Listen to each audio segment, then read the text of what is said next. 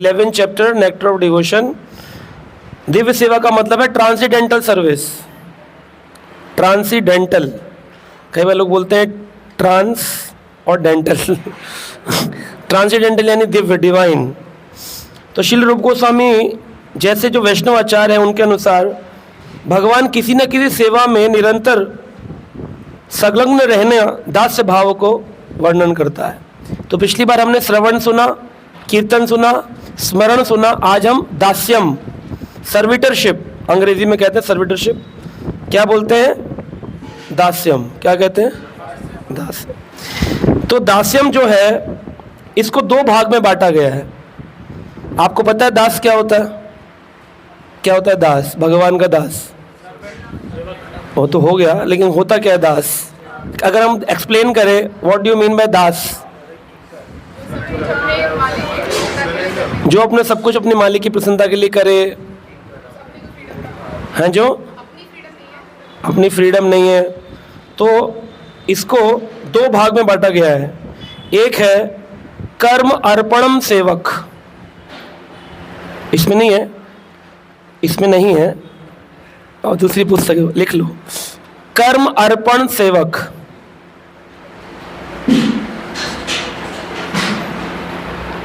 और एक है किम कर्म सेवक, किंकर सेवक, किंकर सेवक, किंकरी भाव। तो एक हो गया कर्म अर्पण सेवक, एक हो गया किंकरी भाव। अब जो कर्म अर्पण सेवक है वो भी दो भाग में बांटा गया है। एक है कि वर्ण आश्रम व्यवस्था में जो भी उत्पन्न फल है उन फलों को वो भगवान को अर्पित कर देता है। जैसे आपने जॉब की, एक शूद्र ने कुछ काम किया, महीने की 10,000 कमाया, उसमें से 1,000 रुपये उसने ठाकुर जी को दे दिए। ज़्यादातर लोग इसी कैटेगरी में आते हैं। हम लोग नौकरी करते हैं, जो आता है उसमें से कुछ भगवान को दान दे देते हैं, तो हम लोग कर्म अर्पण सेवक भाव में आते हैं।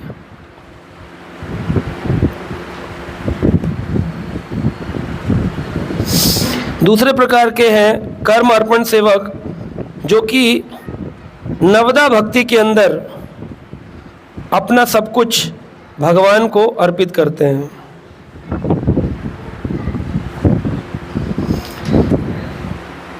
अगर कोई व्यक्ति नवदा भक्ति भगवान को समर्पित करता है, यानी एक कर्म अर्पित कर रहा है और एक नवदा भक्ति अर्पित कर रहा है। जैसे आप अगरबत्ती करते हैं तो ठाकुर जी के लिए, कोई करता है, आजकल बाजार में बहुत सारे इंसेंसेस आते हैं अट्रैक्टिव, वो लगाते हैं लोग किस लिए? फ्रेगनेंस के लिए। एयर फ्रेशनर्स आते हैं ना घर में, दिवाकर ऐसे करते रहते हैं ना, तो एयर फ्रेशनर्स आते हैं। एयर फ्रेशनर क्यों करता है व्यक्ति? खुशबू के लिए, अपने लिए। लेकिन वही जब भगवान के लिए कर रहा है, भगवान के ऑल्टर में कर रहा है, तो वो कर्म अर्पण सेवक है। लेकिन कौन सा वाला? जो नवदा भक्ति भगवान के लिए कर रहा है, जिसमें अगर सुन रहा है तो भगवान के लिए, बोल रहा है तो भगवान के लिए, श्रवणम कीर्तनम स्मरणम दास्यम साख्यम अर्चनम वंदनम आत्मनिवेदनम पाद सेवनम, ये सारी जो भक्ति है, अगर नवदा भक्ति कृष्ण के लिए करे तो कृष्ण अर्पण सेवक ही कहलाएगा, लेकिन कैटेगरी बदल जाएगी। तो इनको क्या नाम से बोला जाएगा? जो कर्म फल को अर्पित करता है, श्रील भक्ति सिद्धांत सरस्वती ठाकुर कहते हैं उन्हें गुण धर्म सेवक कहते हैं, जिन्होंने अपने गुणों को और अपने स्वधर्म के फलों को भगवान को अर्पित किया। आप समझ पा रहे हैं? इजी टू अंडरस्टैंड है कि सेवक दो प्रकार के हैं, एक कर्मर्पण और एक किंकर्य। कर्म अर्पण भी दो प्रकार के, एक फल अर्पित करता है, एक अपनी क्रियाओं को अर्पित करता है। फल अर्पित करने वाला व्यक्ति गुण धर्म सेवक कहलाता है, लेकिन जो क्रियाओं को अर्पित कर देता है वह नवदा भक्त कहलाता है, नवदा भक्ति कराता है। यानी सुनेगा तो केवल भगवान के लिए, वो एफएम नहीं सुनेगा, भगवान के लिए सुनेगा। इन्हीं सेवकों के अंदर आगे चलते हैं तो रूप गोस्वामी कहते हैं कि जो लोग किम कर्य यानी भगवान के लिए किंकर भाव डेवलप करते हैं, इसके अंदर क्या है? Direct devotional service in the mood of lord's personal attendant. समझे आप? भगवान का पर्सनल दास बन करके करना। एक, मुझे फ्रूट खाना है भोग लगा के, सुना है कि अगर भगवान को भोग लगाए बिना खाएंगे तो केवल पाप खाएंगे, तो अपने भोजन को स्वच्छ बनाने के लिए फिल्टर के रूप में कृष्ण के आगे कुछ देर के लिए मैं अपने भोजन को रख देता हूँ। कुछ देर के लिए कृष्ण के आगे अपने भोजन को रख देता हूँ। तो ये क्या हो गया? हाँ, कर्म अर्पण सेवक हुआ। लेकिन एक व्यक्ति जो भोग इसलिए लगा रहा है भगवान को कि अगर भगवान नहीं खाएंगे तो मुझे अच्छा नहीं लगेगा। जैसे एक माँ को अगर बच्चा भूखा रहे तो नींद नहीं आती कि बच्चे ने कुछ खाया है नहीं है। हम गए शादी में और हमने वहाँ पर मालपुआ खा लिया, भोग लगा के खाया, डिवोटी की शादी थी, लेकिन घर में राधा कृष्ण गौर निताई थे और उनको हमने घर में फ्रूट और ड्राई फ्रूट लगाकर सुला दिया। तो हमने ये सोचा कि चलो इनको ये दे देते हैं, लेकिन हमने तो खा लिया अपना बेटा। तो ये डुअलिटी जो है, दोगला, इससे क्या पता चला कि अभी हम कर्म अर्पण सेवक ही हैं, अभी हम किंकर्य भाव के सेवक नहीं हैं। किंकर्य भाव का सेवक भगवान के लिए 56 भोग बनाएगा, खुद भूखा रह जाएगा। एकादशी के दिन भी भगवान के लिए भोग बनाएगा कि हमारी एकादशी है, ठाकुर जी की थोड़ी है, उनके लिए स्पेशल भोग बनाए। लेकिन हम लोग क्या करते हैं, अरे कौन खाएगा, तो उनको भी काशी का भोग लगा दो, अभी हम खा लें, क्योंकि अभी हम कर्म अर्पण तक ही पहुंचे, अभी हम किंकर्य सेवक नहीं है।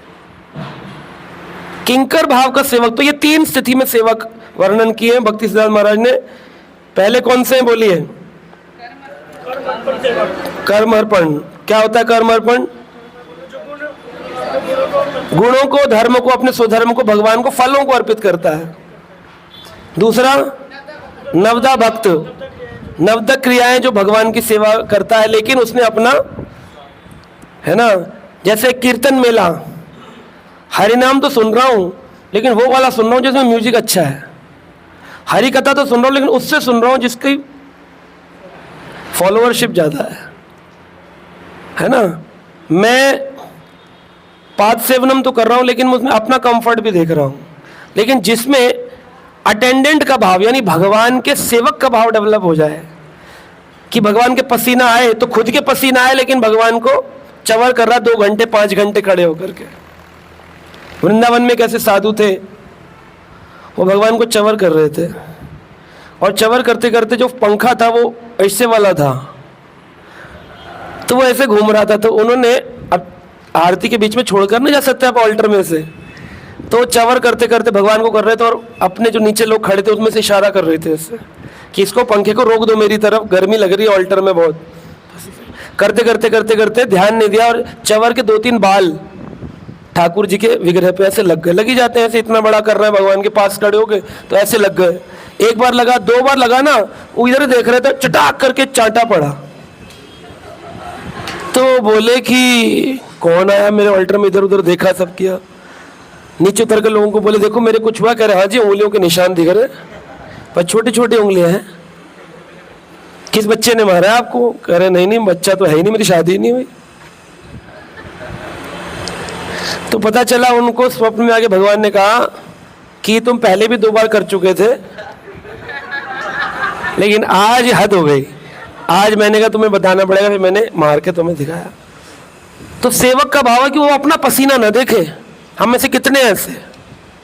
जगन्नाथपुरी मंदिर में आप जाइए, गर्भगृह के अंदर इतना पसीना होता है, इतना पसीना होता है, काला पूरा दीप जल रहा होता है, पूरा गर्मी होती है उसके अंदर, फिर भी जो पंडा लोग हैं वो पूरी पूरी गर्मी उस गर्भगृह में गुजारते हैं जगन्नाथ जी की सेवा के लिए, और अपना जगन्नाथ अष्टकम गाते रहते हैं। उनको इतना भी रंच मात्र फर्क नहीं पड़ता। और हमसे अंदर वो अगर कोई डोनेशन मांग ले तो हम बाहर गुस्से में, क्रोध में निकलते हैं, अरे लूटने के लिए बैठे हुए हैं। मतलब वो इसलिए बैठा है कि तुम दिल्ली से आओगे ट्रेन में बैठ के, एसी वाली, एसी के रूम में रुकोगे, फिर दर्शन करने आओगे कृपा पाने, और तुमसे 100 रुपये ले लिए, इसलिए वो बैठा हुआ वहाँ पे। ये बैठा है वो किंकर भाव में बैठा है, जगन्नाथ जी के लिए रात दिन सुबह शाम आरती सेवा कर रहा है। तो ऐसी अद्भुत स्थिति के संत किंकरी भाव में होते हैं। गोपियां अपना घर त्याग कर आ गई, तो कृष्ण कह रहे हैं कि तुमको शर्म नहीं आती है, छोड़ छाड़ कर मेरे पीछे आ गई सब कुछ। रात के समय स्त्रियों का अकेला घूमना वर्जित है, ये एक अभद्र स्त्री का लक्षण है। कह रहे बताओ जिनके लिए छोड़ के वो अभद्र कह रहे। कह रहे अब तो हमारे परिवार के लोग आप स्वीकार करेंगे नहीं हमको, क्योंकि अब हम रात्रि में कोई लड़की चली जाए, कोई औरत पत्नी किसी की, तो उसका पति मना कर रहा हो तो उसके बाद स्वीकार करेगा? अगले दिन ही तलाक तलाक तलाक हो जाए, भले ही तलाक कैंसिल कर दिया गया हो गवर्नमेंट के द्वारा, वो तो निकाल ही देगा। लेकिन गोपियां जब आई, उन्होंने भगवान कृष्ण के साथ रास नृत्य भी किया। जब जाने लगी तो वो घबरा गई कि घर जाएंगे तो परिवार के लोग क्या कहेंगे। लेकिन जब भगवान के साथ वो क्रीड़ा करके वापस गई तो इतना अद्भुत हुआ कि उनके जो ससुर थे, मतलब एक गांव की लड़की के ससुर, आज भी दिल्ली में भी फादर इन लो प्रणाम नहीं करेगा अपनी बहू को, क्या कह सकता है नाइस बेटा, दंडवत नहीं करेगा। सारी गोपियों के ससुर ने, दामाद ने, पति ने, भाइयों ने, सभी पुरुषों ने गोपियों को दंडवत प्रणाम किया। किंकरी भाव, ये थोड़ी अपमान किया गया कि आ गई तो अभद्र, ऐसा लोग सोचते हैं। लेकिन भगवान की भक्ति में बहुत ऊंचा स्थान प्राप्त होता है। जैसे आज दीपांशु प्रभु प्रश्न पूछ रहे थे कि प्रभु जी अगर कोई अपने माता पिता की सेवा छोड़कर कृष्ण की सेवा करता है तो सेवक बनने पर क्या उसके कर्तव्य नष्ट हो जाते हैं, उसकी रिस्पॉन्सिबिलिटीज? अगर वो ग्रस्त में है तो उसकी रिस्पॉन्सिबिलिटी अपने माता पिता की सेवा करनी चाहिए, लेकिन कृष्ण सेवा भी उसको करनी चाहिए। माता पिता भगवान के प्रतिनिधि होते हैं लेकिन भगवान नहीं होते। जिन लोगों ने माता पिता को भगवान बनाया है वो गलत रूप से शास्त्र को, हमारे वैदिक ग्रंथों को समझे। जैसे गुरु भगवान नहीं होते, भगवान के प्रतिनिधि होते हैं, ऐसे ही माता पिता भगवान नहीं होते, भगवान के प्रतिनिधि होते हैं। मातो प्रथमो गुरु, माता कौन है? ये तो नहीं कहा माता भगवान, कहीं ऐसा है श्लोक माता भगवान। और तुम्हें माता च पिता, तुम्हें वो भी भगवान के लिए कहा गया कि असली माता पिता तो भगवान ही है। तुम्हें माता च पिता, तुम्हें बंधु च सखा, तो भगवान ही सखा है, भगवान ही पिता है, भगवान ही माता। लेकिन हम उनके प्रतिनिधि को भगवान मान लेते, उनके प्रति भी कर्तव्य तो करना है। तो इनका प्रश्न था कि अगर कोई ब्रह्मचारी बन जाए, वो तो कर्तव्य नहीं कर रहा, इसका मतलब अपने कर्तव्य भागने का पाप लगेगा। तो हमारे बॉम्बे मंदिर में एक व्यक्ति आया था लड़ने के लिए, कहता है कि इस्कॉन बच्चों का दिमाग ब्रेन वॉश करता है। बच्चा अगर ब्रह्मचारी बन गया मंदिर में तो उसके माता पिता की रिस्पॉन्सिबिलिटी कौन उठाएगा? एक ही लड़का था, आ गया मंदिर, तो उसकी रिस्पॉन्सिबिलिटी कौन उठाएगा? तो उन व्यक्ति से मंदिर के भक्त ने प्रश्न किया कि आप हमें एक बात बताइए, पिताजी जिंदा हो और दादा भी जिंदा हो और दादा का ख्याल पिताजी न रखते हो, आपसे भी प्रश्न है, दादा का ख्याल पिताजी न रखते हो, तो जो बच्चा है पिताजी का, यानी कि दादा का नाती, ग्रैंडसन, उसकी रिस्पॉन्सिबिलिटी क्या है? उसको दादा का ख्याल रखना चाहिए कि नहीं? कितने लोग बोलते रखना चाहिए? सभी बोलते रखना चाहिए। तो उन्होंने कहा कि बस उस पिता ने भी ये उत्तर दिया कि हाँ रखना चाहिए। बोले वही तो आपका बेटा कर रहा है, आप अपने परम पिता परमेश्वर कृष्ण का ख्याल नहीं रख रहे हैं, आपका बेटा रख रहा है, आपका बेटा रख रहा है, इसमें क्या प्रॉब्लम है? तो फिर उनको समझ में आया, लॉजिकली समझ में आ गया। लेकिन शास्त्र क्या कहते हैं? क्या ब्रह्मचारी को नहीं लगेगा अपराध? माँ बाप को छोड़ करके, माँ बाप सोचे थे बच्चा बड़ा होगा तब मेरे पाँव दबाएगा, दवाई दिलवाएगा, डॉक्टर के पास ले जाएगा। अच्छा, जिनके बच्चे आर्मी में काम कर रहे हैं उनके ले जा रहे हैं? प्रभु जी के बेटा आर्मी में, कितनी बार डॉक्टर को ले जा रहे हैं सुबह शाम, दांत के लिए भी खुद ही जाते हैं। तो इनके बेटा आर्मी में तो बोलेंगे कि अरे अरे आर्मी में गया, वेरी नाइस, और वो भगवान की आर्मी में चला गया तो ओहे नाम खराब कर दिया माँ बाप का। एक बच्चा आर्मी में गया, उसके लिए प्रभु जी को सम्मान मिलेगा, अरे इनका बेटा आर्मी में है कि नहीं? लेकिन जिसका बेटा भगवान की आर्मी में चला गया ना, ये शास्त्रिक बात है, प्रमाणिक, उसकी 21 पीढ़ियां भगवान अपने धाम में स्वीकार करते हैं, भले ही असुर क्यों ना हो उसका पिता, लेकिन उसका बच्चा अगर भक्त बन गया और भगवान की फुल टाइम सेवा में चला गया और सही साधक हो गया, तो उसकी 21 पीढ़ियां गारंटेड भगवान अपने धाम में लेके जाएंगे। छोटी बात थोड़ी है। अब एक बच्चे ने अपने लिए सेवा करी, नौकरी करी, माँ बाप के लिए मकान बनाया, और एक ने अपने 21 पीढ़ियों के लिए किया, किसने ज्यादा काम किया? जिसने 21 करी। तो इस तरह से हम देखते हैं कि इसका उदाहरण है प्रहलाद महाराज। प्रहलाद महाराज ने अपने काल में 72,000 असुरों को डिवोटी बनाया था। कितने? 72,000 डीमंस को डिवोटी, मतलब मैं पढ़ रहा था एक जगह नरसिंह पुराण में लिखा है 72,000 डिवोटी बनाए प्रहलाद ने। कितनी उम्र में? 5 साल की उम्र। 5 साल की उम्र में 72,000 डिवोटी बनाए। लेकिन प्रहलाद तो ग्रस्त में गए। उनके पुत्र हुए विरोचन। विरोचन भी एक अच्छे राजा थे, माध्यमिक, उन्होंने बहुत निर्दय काम नहीं किए, लेकिन बहुत बड़े भक्त भी नहीं थे, लेकिन मिडल थे, सनातनी थे। विरोचन के पुत्र हुए बलि। अब बलि महाराज जो थे, तो उन्होंने जब भगवान को अपनी शरणागति करी और भगवान ने प्रकट होकर के उनके सर पर जब पांव रखा और उनको आत्मनिवेदन का आचार्य बनाया, तो सबसे पहले माला लेकर कौन आया? प्रहलाद महाराज है। तो भगवान ने क्या कहा? भगवान वामन देव ने कहा, मैं इनको सूतल लोक ले जा रहा हूं और अगले मनवंतर में इनको स्वर्ग का राजा इंद्र भी बनाऊंगा। स्वर्ग भी मिलेगा, सूतल भी मिलेगा, भक्त भी कहलाओगे, आत्मनिवेदन के आचार्य भी बने। कितनी सारी डिग्री मिल गई। लेकिन ये सब क्यों हुआ? तो वहां के जो लोग थे वो बोले बलि महाराज के समर्पण के कारण। तो भगवान बोले नहीं, भक्त प्रहलाद के वंश में आने के कारण। तो एक प्रहलाद ने भजन ऐसा कर लिया कि आगे दादाजी के नाती को भी उद्धार हो रहा है। होता रहता है, ये नहीं कि कोई परंपरा में कोई असुर, हिरण्यकश्यप तो असुर था, उसका भी उद्धार हो गया, उसके ऊपर भी हुआ होगा जिन जिन से वो आया है। तो इस तरह से भगवान सब कुछ, सारा लेखा जोखा होता है। उस ऊपर वाले के बही खाते में सबका लेखा जोखा, सबका खाता। जिसने जितना कर्म किया है वो उतना ही फल पाता, लिखा हुआ है। तो ये दास भाव का वर्णन किया है। नारद पुराण के अंदर बताया गया है दास भाव किसी तरह दिव्य होता है। उसमें कहा गया कि जो व्यक्ति मनसा वाचा कर्मणा, मनसा वाचा कर्म मतलब मन, वचन और कर्म, निरंतर भक्ति में लगा रहता है, ऐसा व्यक्ति भक्ति में लगा रहता है किंतु निरंतर उसकी कामना करता है कि वो मुक्त समझा जाएगा। अगर वो उसकी कुछ कामनाएं भी हो फिर भी वो क्या माना जाएगा? मुक्त माना जाएगा। इस श्लोक को भागवतम में कोट किया गया है। बता सकते कौन सा श्लोक है? लिख लीजिए इस श्लोक को।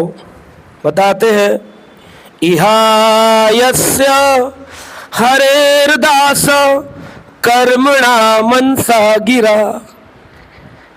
इहायस्य हरेर्दास्य कर्मणा मनसा गिरा। निखला स्वप्यावस्थस्सु जीवन मुक्त सा उच्यते। उस व्यक्ति को जीवन मुक्त माना जाता है जो व्यक्ति इहा यस्य हरेर दास्य। हरेर यानी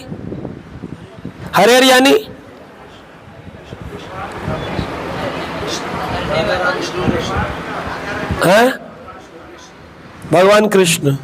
हरेर यानी भगवान कृष्ण, हरि को ही हरेर कहते हैं।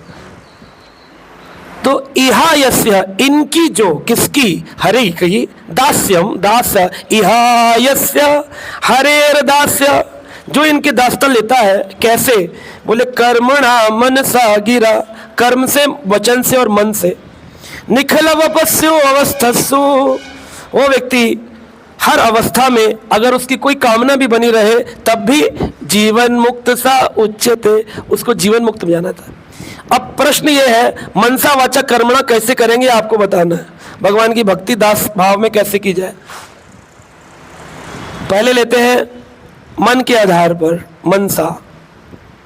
कैसे मन के आधार पर दास बन सकते हो भगवान के, प्रैक्टिकली बताएं।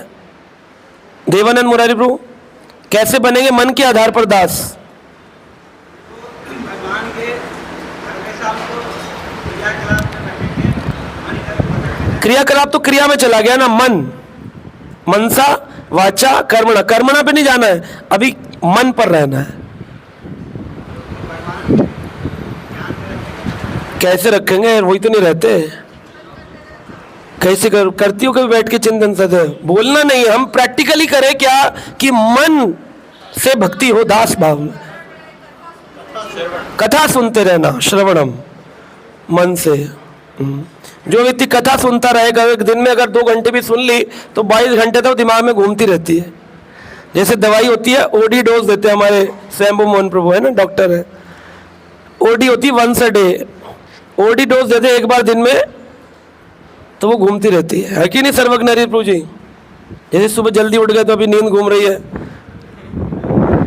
तो वैसे वो एक बार दे दो तो पूरा दिन घूमती रहती है दवाई, वंस अ डे। वैसे ही एक बार अगर हरि कथा श्रवण कर ली, ध्यानपूर्वक जप कर लिया, पूरे दिन की क्लीनिंग हो जाती है। घर में झाड़ू कितनी बार लगाते हो आप? पूरे दिन साफ रहता है कि नहीं? तो एक बार झाड़ू लगानी है सुबह चैंटिंग करके। है 3 बार लगाते हो? खुला हुआ घर है आपका? सबके घर में एक ही बार लग रही है। तो एक बार सुबह जप कर लो, ध्यान पूर्वक 16 माला श्रवण कर लो अच्छे से, तो आप देखेंगे आपका मन क्लीन हो गया। भक्ति विनोद ठाकुर कहते हैं 100 बार जूते मारो दिन में और 100 बार झाड़ू मारो। तो एक व्यक्ति झाड़ू लेकर मार रहा था, तो भक्ति विनोद ठाकुर ने कहा मैंने ऐसे झाड़ू मारने को नहीं कहा है।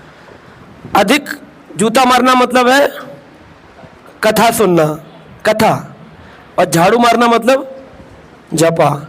जप से क्या होता है? झाड़ू लगती, क्लीन होता है। और कथा से जब पढ़ते हैं ना, तुम करते हो, ठड़ाक जूता पड़ता है, तुम करते हो, उसने किया था देखो फंस गया, कटाक, अजामिल ऐसे पापी था, कटाक, जूते पड़ते। इसलिए लोग कथा में आने से घबराते। उनको वो कथावाचक अच्छे लगते हैं जो कीर्तन ज्यादा करे और जूते कम मारे। उनको बड़ा आनंद आता है, कह रहे अरे इनकी कथा में तो बड़ा डेंजर है, इतने जूते मारते। और कभी कभी जब खाते खाते थक जाते तो वो लोग कहते हैं तो थोड़ा सा कीर्तन कर दीजिए बीच में ना, उनको रियलिशमेंट होता है। जैसे जेल में, तिहाड़ जेल में कैदियों को बीच बीच में एंटरटेनमेंट भी कराया जाता है दंड देने से पहले, लेकिन वो दंड किस लिए दिया जाता है? रिफॉर्मेशन, उनके बदलाव के लिए, उनके परिवर्तन के लिए। तो वैसे ही मन के आधार पर अगर कथा सुने और जप करें तो सदा हम भगवान के दास बन के रह। आप देखिए जैसे आप कथा नहीं सुनेंगे ना 2-4 हफ्ते, 2-4 दिन, हफ्ता तो छोड़िए, तो 2-4 दिन में ही आपकी स्थिति गंभीर हो जाएगी। आपका मन जो है ना वो दास भाव से हटकर स्वामित्व के भाव में आ जाएगा, आप कंट्रोलर बन जाएंगे। और जितने भी लोग आपको क्लास में नजर नहीं आते ना, कोई इमरजेंसी अलग बात है, लेकिन कुछ लोग होते हैं वो रेगुलर नजर ही नहीं आते, उन लोगों को देख लेना, उनके पर्सनल लेवल में, उनकी डीलिंग्स में, उनके अंदर स्वामित्व का भाव कूट कूट के भरा होगा, क्योंकि उनमें पहला ही चीज नहीं आ रही कि वो बैठ ही नहीं पा रहे कथा में। उनका इतना स्वामित्व भाव है कि वो क्लास में नहीं आ पा रहे। स्वामित्व भाव तो है, कंट्रोलरशिप। एक व्यक्ति की इमरजेंसी 1 हफ्ते होती है कि परमानेंट रहती है? हाँ जी, 1 हफ्ते हो सकती है इमरजेंसी पड़ गई, दूसरे हफ्ते हो सकती है। परमानेंट किसी की इमरजेंसी नहीं है, उसके अंदर स्वामित्व का भाव है कि I am the controller, I don't need anybody control me. मेरे को कोई कंट्रोल करे, अच्छा मैं कंट्रोलर बनूं। हम आए क्यों इस संसार में? आए क्यों? हाँ जी, भगवत गीता के 7वें अध्याय के 27 नंबर श्लोक में इसका आंसर दिया गया। कोई भी पूछे आपको पढ़ाना चाहिए। निकालिए भगवत गीता 7वां अध्याय 27 नंबर श्लोक। बुक्स नहीं लेके आए हो आप? लेके आया। क्या है श्लोक? इच्छा द्वेष समुत्थेन द्वंद्व मोहेन भारत सर्वभूतानि सम्मोहम सर्गयांति परंतपः। यही है। तो इसमें क्या कारण बताया? इच्छा द्वेष। पहला कारण है इच्छा। हम इस भौतिक संसार में इसलिए घूम रहे हैं कि पहला कारण क्या है? इच्छा। क्या इच्छा करी थी? भगवान हमें भी मालिक बनना है, भोग करने की बड़ी इच्छा है। भगवान बोले ठीक है, भौतिक संसार बना रहा हूं, वहां भोग कर लेना। मालिक बनना, मकान के मालिक बनना, दुकान के मालिक बनना, फैक्ट्री मालिक बनना। और जब तक वो इच्छा रहेगी तब तक ही कभी जन्म मृत्यु का चक्र समाप्त नहीं होगा। कितनी हम परिक्रमाएं कर ले, कितनी चार धाम, कहते हैं ना चार धाम यात्रा कर लिए मुक्त हो जाता है, नहीं होगा। चार धाम यात्रा करे या जो भी वो भक्ति की प्रक्रिया करे, उसका मूल मकसद क्या है? मन के अंदर परिवर्तन आए कि मैं कौन हूं। इहा यस्या हरेर दास। अगर ये नहीं आया ना, ऐसे जो रहते हैं वो भगवान उनको वहीं से डंडा मार के वापस वैकुंठ के द्वार से भेज देते हैं। क्यों? बोले वैकुंठ के द्वार का साइज जो है वो इतना छोटा है कि उसमें सीधे चल नहीं सकते। आप कभी पुराने मंदिरों में जाओ तो गुफाएं कैसी होती हैं? छोटी होती। तो कभी कभी अंदर जाना तो क्या बोलते हैं? ध्यान से आना, सर में लगना जाए। तो कैसे जाते हैं उनमें? तो वैकुंठ का द्वार कैसा है? शॉर्ट हाइटेड है। उसमें जब जीवात्मा जाएगी तो कैसे जाना पड़ेगा? और जिसकी झुकने की आदत ही नहीं है तो कैसे जाएगा? है? एक बार क्या हुआ,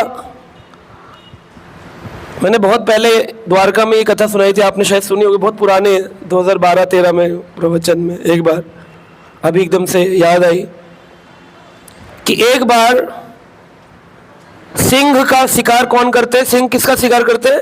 सियारों का। सियार को क्या बोलते हैं? जैकॉल्स। तो उनकी जो कॉल होती है वो जय कॉल होती है, जय कॉल, इसलिए उनको जयकॉल कहते हैं। तो कभी कभी हम भक्त लोग भी क्या कहते हैं? जय प्रभुपाद, जय गोविंद, जय call. so we are like जयकॉल्स। जयकॉल था, लेकिन उनमें से एक जयकॉल को राजा बना दिया गया। सारे जयकॉल तो जयकॉल थे, मतलब सियार थे, लेकिन एक होशियार था सियारों में। होशियार सियार था, सियार था होशियार।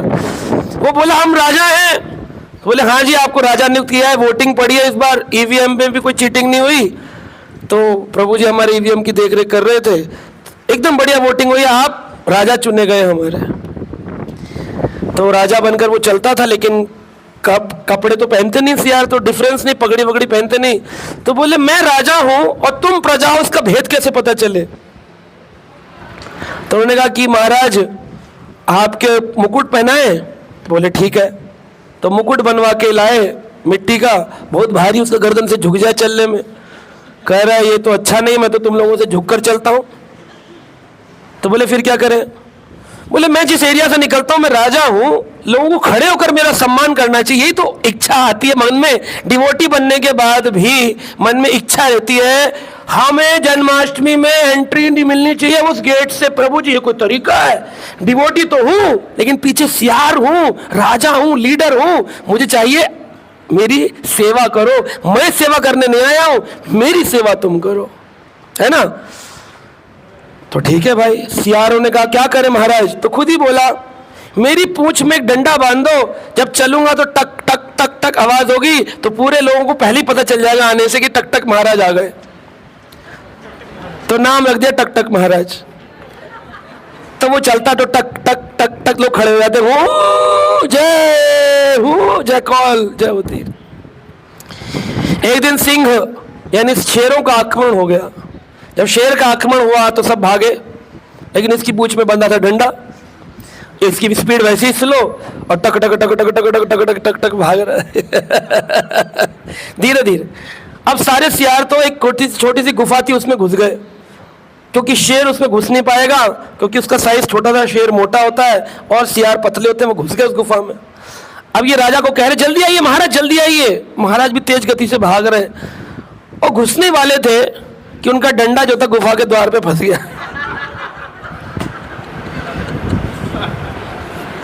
अब अंदर वाले अंदर खींच रहे हैं और सिंह पीछे से डंडा पकड़ के खींच रहा है।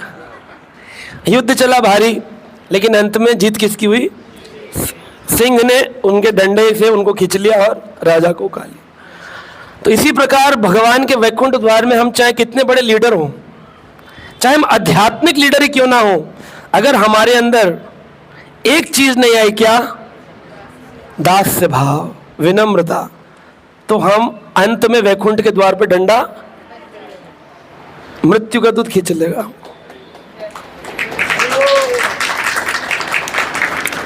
अच्छा, मैं आपसे एक प्रश्न करूं, दुर्गा जी की सवारी क्या है?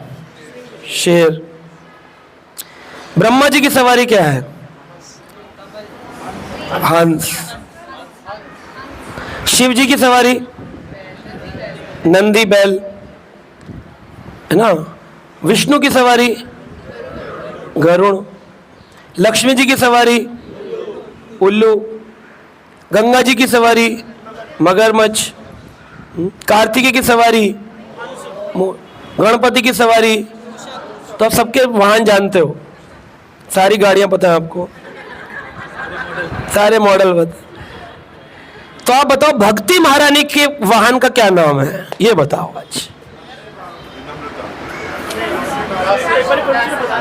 अब आप सोच रहे होंगे इन्होंने एक प्रश्न पूछा है तो यही होगा।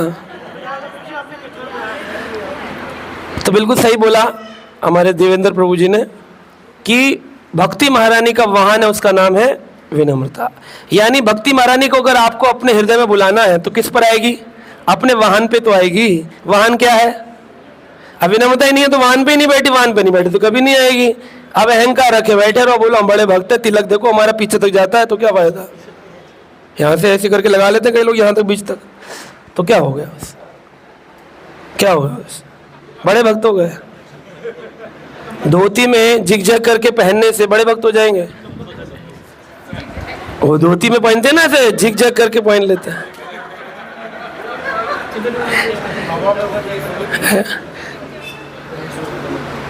कल आपने देखा होगा टॉक शो में मैं गया था टीवी पे, तो उसमें कुछ लोग दहाड़ रहे थे। मैंने कहा यार कौन बोलेगा, बोलने ही नहीं दे रहे, इतना चिल्ला। जब आप में विनम्रता ही नहीं है तो सारी चीज बेकार हो जाती है। भक्ति का सबसे बड़ी है विनम्रता। आपकी पहचान कैसे होती है? विनम्रता से। एक बार रशिया में मॉस्को में एक ज़मीन मिलनी थी, तो ज़मीन जो थी वो सरकार की थी, रशियन गवर्नमेंट की। तो उन्होंने बोला ये ज़मीन हम दो लोगों में से, हमारे पास वो कहते हैं ना, क्या कहते हैं उसको, प्रपोजल, दो लोगों का प्रपोजल आया, एक हिंदू यानी सनातनी और एक क्रिश्चियन कम्युनिटी। तो क्रिश्चियन कम्युनिटी के फादर आए थे और हिंदू कम्युनिटी से इस्कॉन के एक डिवोटी गए थे, और उन दोनों डिवोटीज को स्क्रीन पर रखा गया और बोले वो होगी, वोटिंग होगी, जिसके वोट ज्यादा हुए उसको ये जमीन मिल जाएगी। तो जब चालू हुआ, ऑब्वियसली रशियन लोग थे, तो क्रिश्चियन जो फादर था उसकी वोटिंग 70% चल रही थी और इस्कॉन के डिवोटी की 30% चल रही थी। तो नीचे 30-70 जैसे एग्जिट पोल होता है ना, टीवी में आता है, बैंड्स में आ रहा था। प्रश्न उत्तर चलते रहे, वो वाद विवाद, भगवान निराकार है, साकार है, God is everything, Jesus said this, उन्होंने कहा कृष्ण ने ये बोला, गीता भागवत चल रहा था। एक पॉइंट पर आकर फादर इरिटेट हो गया और इरिटेट होकर चिल्लाने लगा, जोर जोर से बोलने लगा, अब क्या बोल रहे हैं, व्हाट आर यू टॉकिंग, है ना। और भक्त जो था वो इससे बेटर। अब जो इस्कॉन के डिवोटीज थे वो सोच रहे थे यार बोलता क्यों नहीं है, दहाड़ता क्यों नहीं है, बोलना चाहिए इसको धो डालना चाहिए। लेकिन वो भक्त जो थे वो लीडर थे, शांत बैठे थे। वो कहते I understand your point, but point is this add on. अब पॉइंट इज दिस, वो चिल्ला रहे थे, पॉइंट इज दिस, तब चलता रहा। लेकिन कुछ देर बाद लोगों को लगा ये जमीन तो गई, ना तो कोई पॉइंट बोला ना तो कुछ किया। फादर कितना चिल्ला रहा है, देख रहे हो कितना स्ट्रांगली अपने पॉइंट प्रूव कर रहा है।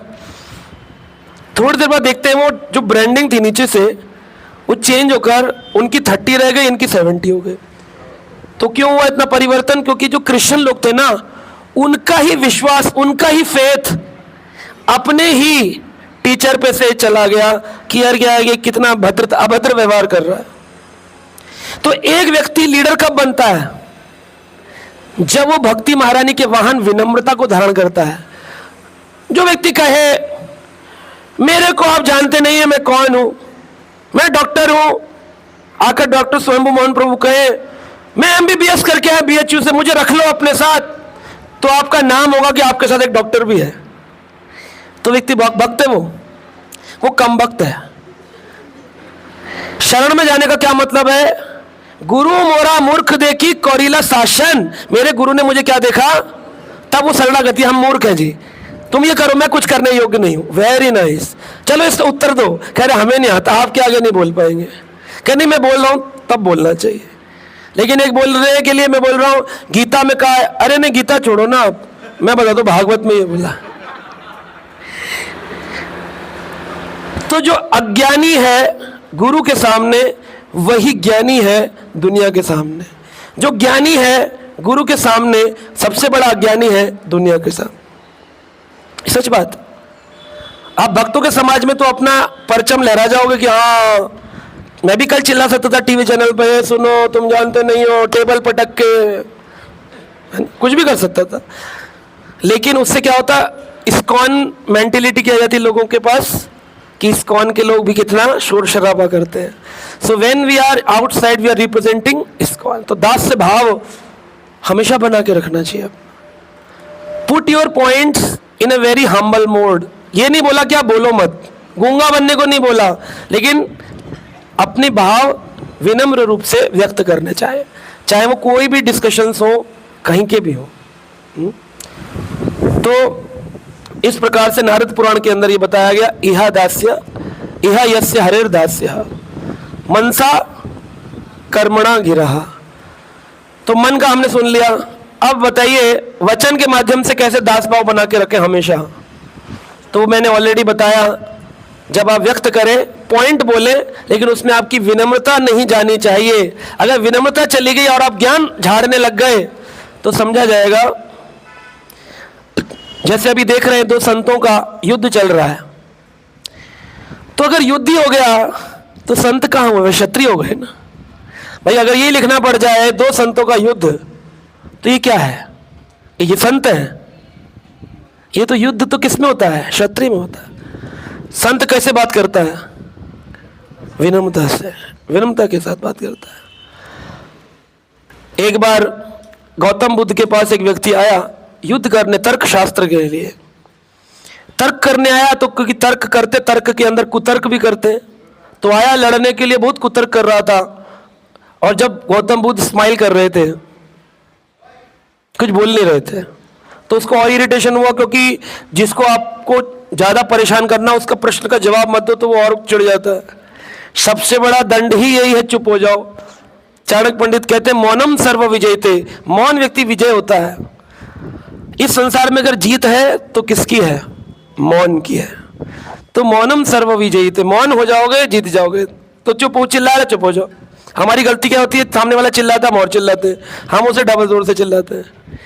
तो गौतम बुद्ध मौन थे, चुपचाप बैठे थे। वो बोले जा रहा, बोला, जब जो जवाब नहीं दिए तो गालियां देने लगा, गंदी गंदी गालियां देने लगा। जब गंदी गालियां देने लगा तो लोग बोले अब तो गौतम बुद्ध ना इसको भस्म करेंगे, कुछ करेंगे, अपना निर्माण करेंगे आज इसका पूरा।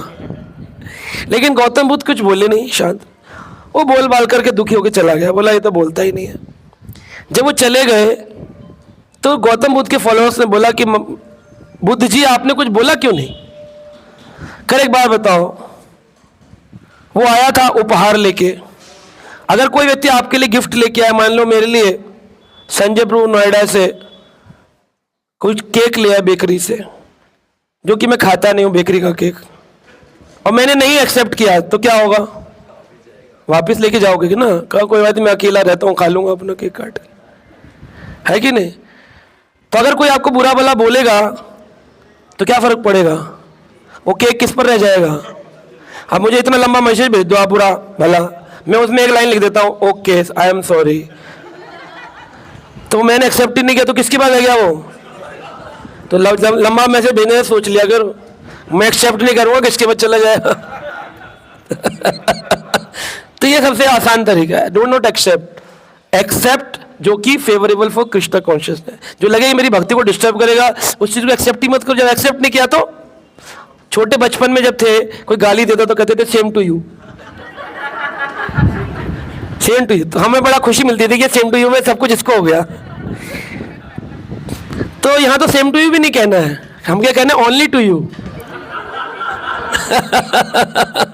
ओनली टू यू, सब तुम्हारा ही है, उसके पास रहेगा वो तड़पेगा पूरा, है ना। और ऐसा होता है, जड़ भरत महाराज को उठा के ले गए थे डाकू। जड़ भरत मौनी थे ना, बोले नहीं कुछ भी, बोले मैं पिछले 2 जन्मों में बोला हूं फंसा हूं, इस बार बोलूंगा ही नहीं। गायत्री मंत्र भी नहीं बोले, जो कि शुद्धि के लिए सबसे जरूरी था ब्राह्मण पुत्र को, वो भी नहीं बोले। तो जंगली भील डाकू उठा के ले गए, बोले ये हमारा आज की बलि का सबसे बड़ा बकरा फंसा, इतना हष्ट पुष्ट है, काटेंगे देवी खुश होगी। बलि बांध दी गई रस्सियों से, रस्सी से, और दुर्गा जी काली अष्टभुजाधारी खड़ी थी जीभ निकाल के, और उनके सामने जैसे ही वो काटने लगे, उन दुष्ट डाकुओं ने भी पहली बार देखा होगा कि दुर्गा जी प्रकट हुई है। दुर्गा जी प्रकट हुई और वो जो हाथ में करता, वो क्या कहते हैं, खप्पर, खड़क, खड़क यानी तलवार ना, फरसा खड़क जो भी थी, अष्टभुजा में 8 थे, तो कूद पड़ी वो विग्रह से बाहर, और माई ने जितने डाकू थे सबको काट दिया। क्यों? देवी तो कौन है? वैष्णवी है। लोग ये सोचते हैं हम देवी की करेंगे, इसकी करेंगे, उसकी करेंगे। भैया तुम कृष्ण की कर लोगे ना तो देवी तुम्हारी रक्षा अपने आप करेगी। ऐसा नहीं होगा कि नवरात्रि ने रखे तो हाय हाय देवी अगर देवता आपसे रुष्टि हो गया तो भी देवता किस बात का हुआ? वो फिर आपसे ऊपर कैसे हो गया? क्योंकि आप में उसमें क्या भेद है? आपको भी मत बुलाओ शादी में इनविटेशन देकर, आप भी रुष्ट हो जाते हो। भाई चाचा का लड़के की शादी है, इनविटेशन आया, फोन कॉल नहीं आया तो रुष्ट हो जाएंगे, है ना। पहले लोग ऐसे ही होते थे, आज भी ऐसे ही हैं। आज तो एकदम एंड टाइम तक इंतजार करते हैं।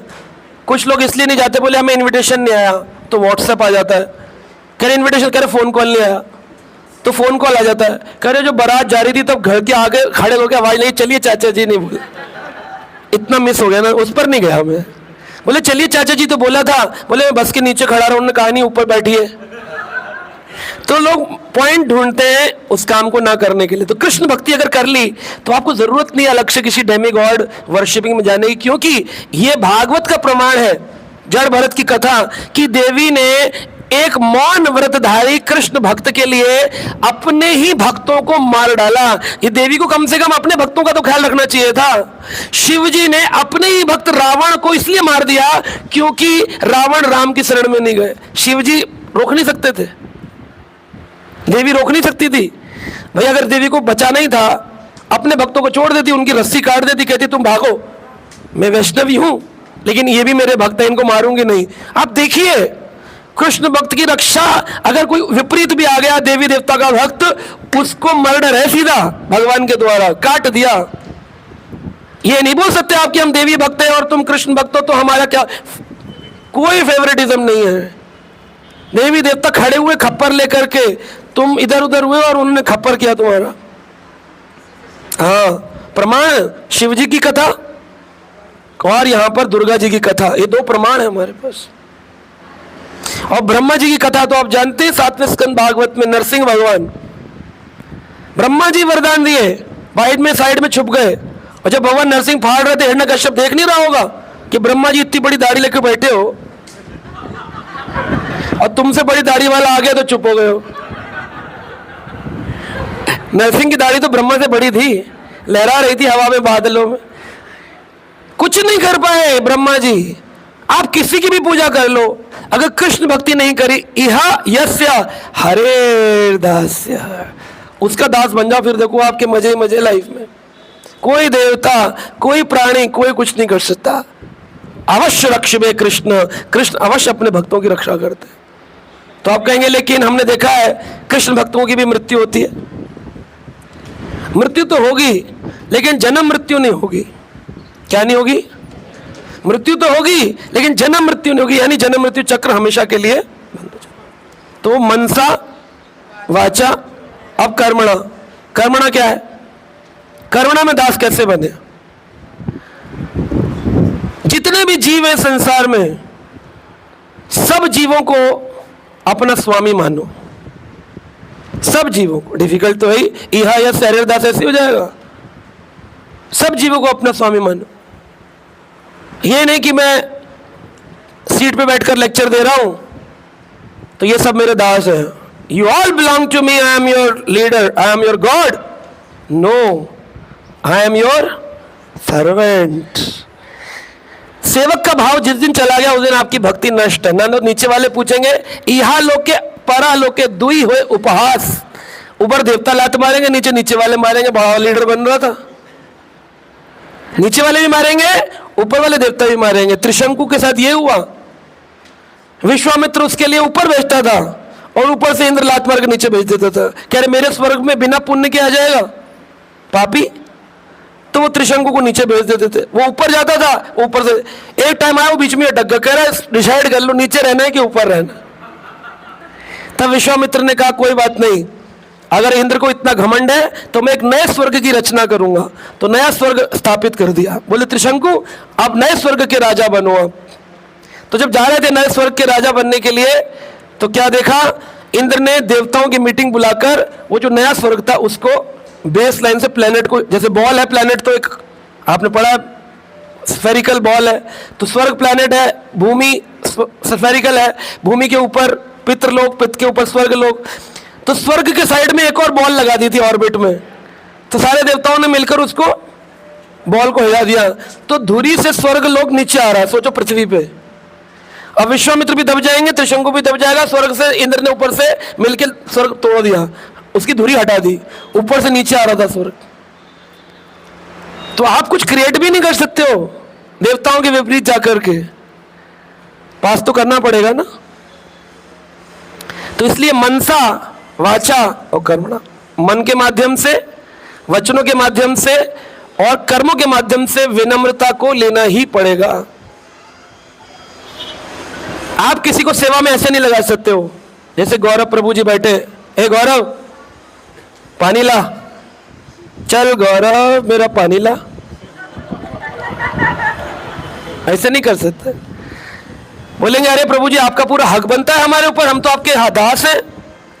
ये इनका भाव है। लेकिन जिस दिन मेरा ये भाव हो गया उस दिन मेरे प्रवचन किसी के हृदय में नहीं घुसेंगे, ना किसी का जीवन बदलेंगे, केवल कोरा पाखंड होगा। मेरे पास हजारों की पब्लिक होगी लेकिन दिल में किसी को मुझसे प्रेम नहीं होगा। असली लीडर कौन है? There are two type of leaders, leader by fear and leader by love. Leader by love है जो प्रेम से लीडर बनता है, यानी जिसके लिए दुनिया कहती है हम अपने जान दे सकते हैं आपके लिए, वो प्रेम है। और लीडर बाय फियर वो होता है, अरे अरे प्रभु जी देख लेंगे ना तो दीक्षा नहीं हो पाएगी, प्रभु जी देख लेंगे ना तो मेरी ब्राह्मण दीक्षा रुक जाएगी, प्रभु जी देख लेंगे ना। अरे प्रभु जी है कि कालिया नाग है? अरे मस्त रहना सीखना चाहिए ना। प्रभु जी के संरक्षण में आए हैं तो मस्त रहना चाहिए कि अरे प्रभु जी है ना, टेंशन नहीं है, अब तो प्रभु जी हमें बता देंगे, गाइड कर। वह प्रेम का संबंध है। प्रभुपाद जी ने अमेरिकन लोगों को बदल दिया, किससे? प्रभुपाद जी के आने पर लोग खुश होते थे कि प्रभुपाद जी हमें कुकिंग सिखाएंगे, कुकिंग सिखाएंगे। एक बार श्रील प्रभुपाद एक माता जी को कुकिंग सिखा रहे थे, आई थिंक मालती माता जी थी। तो वो कुकिंग करते करते चमचा घुमाते घुमाते उनको प्यास लगी, उन्होंने फिल्टर से पानी भरा और मुख में डाल लिया और नीचे रखा, चमचे की तरफ बढ़ी रही थी। प्रभुपाद जी कहते हैं स्टॉप, वॉश योर हैंड्स, पहले अपने हाथ धो। कितनी सूची का ख्याल रखते हैं प्रभुपाद जी। तो उन्होंने हाथ धोए और तुरंत ही कुकिंग करना प्रारंभ कर दिया। लेकिन लीडर बाय फियर होते तो आंसू निकल जाते, घबरा जाता आदमी कि गुरु के आगे ऐसा हो गया, क्योंकि उनको पता है कि प्रभुपाद जी अगर टोक भी रहे हैं तो उसके पीछे क्या कारण है? प्रेम, लर्निंग। डर नहीं है, डर नहीं है। ऑफिस में जाते हैं लोग, क्यों उनका मन नहीं करता बॉस के साथ बैठने का? क्योंकि वो लीडर बाय फियर होते हैं। पद प्रतिष्ठा, पैसे, बॉस की चापलूसी करके लीडर बन जाना, डायरेक्टर बन जाना कोई उपलब्धि नहीं है जीवन की। अगर असली लीडर बनना है तो प्रेम से लीडर बनो, जिसके लिए दुनिया जान देती हो, है ना। वो कब होगा? जब आप दूसरों के लिए सोचोगे। जब आप अपने लिए सोचोगे तो कभी आप दूसरों का नहीं सोचोगे तो आप कभी अच्छे भक्त नहीं बन सकते, अच्छे सेवक नहीं बन सकते। दूसरों का सोचने का मतलब दूसरों का सोचना पड़ेगा। जैसे आज हमने यहां क्लास किया तो पहला प्रश्न क्या पूछा? Are you comfortable? अगर कंफर्टेबल नहीं तो लोग बोले माइक की आवाज नहीं आ रही, ये नहीं आ रही, वो नहीं। तो हमने चेंज किया, सेटअप किया ना। अगर ऐसा नहीं होगा तो क्या होगा? आवाज नहीं आ रही, बोले सुनाई कुछ नहीं दे रहा, कहीं बोलेंगे ना तो प्रभु जी के पास नीचे 2-3 बैठे होते हैं, वो नोट कर लेते कौन कौन बोला। बोले इसको खोपचे में लो, इसको खर्चा पानी प्रसाद दो, थोड़ा पिलर के पीछे ले जाओ। कौन बोला? किसकी इतनी हिम्मत हुई मेरे आगे उंगली उठा दी, मेरे सेटअप को चेंज कर दिया? ये अहंकार होता है। तो मनसा वाचा कर्मणा, हमको दास भाव रखेंगे तो हम भक्ति कर पाएंगे। दूसरी भक्ति है साख्य की भक्ति। साख्य यानी सखा भाव में भगवान की भक्ति करना। Devotional service in friendship attitude, इसे साख्यम कहते हैं। इसे 2 भाग में बांटा गया है। पहली है विश्वास पात्र सखा और दूसरा है शुभ चिंतक सखा यानी मित्र। शुभ चिंतक भी कह सकते हैं, मित्र भी कह सकते हैं। तो एक है विश्वास पात्र सखा, एक है मित्र।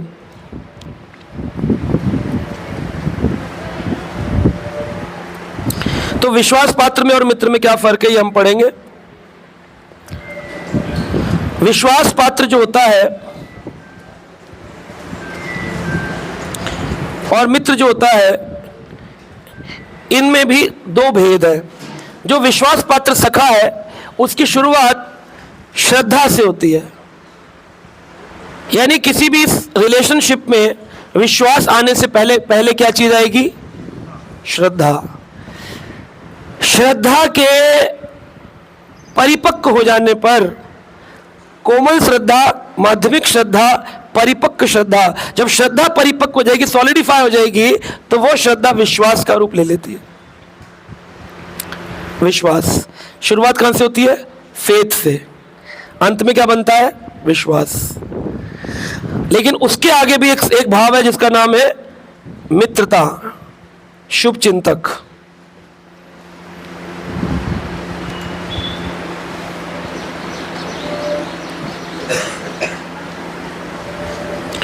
तो यहां पर बहुत सारे एग्जाम्पल हम ले सकते हैं। Surrendering to the Lord everything, भगवान को सब कुछ समर्पित करने वाले, जिसमें हम देखते हैं कि एक व्यक्ति भगवान के ऑल्टर में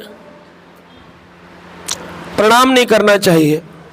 भगवान का जो ऑल्टर होता है उसमें जो लोग पुजारी होते हैं उनको अंदर प्रणाम नहीं करना चाहिए। वैष्णव टिकेट में हमने सीखा भी, सेमिनार में 3 दिन। लेकिन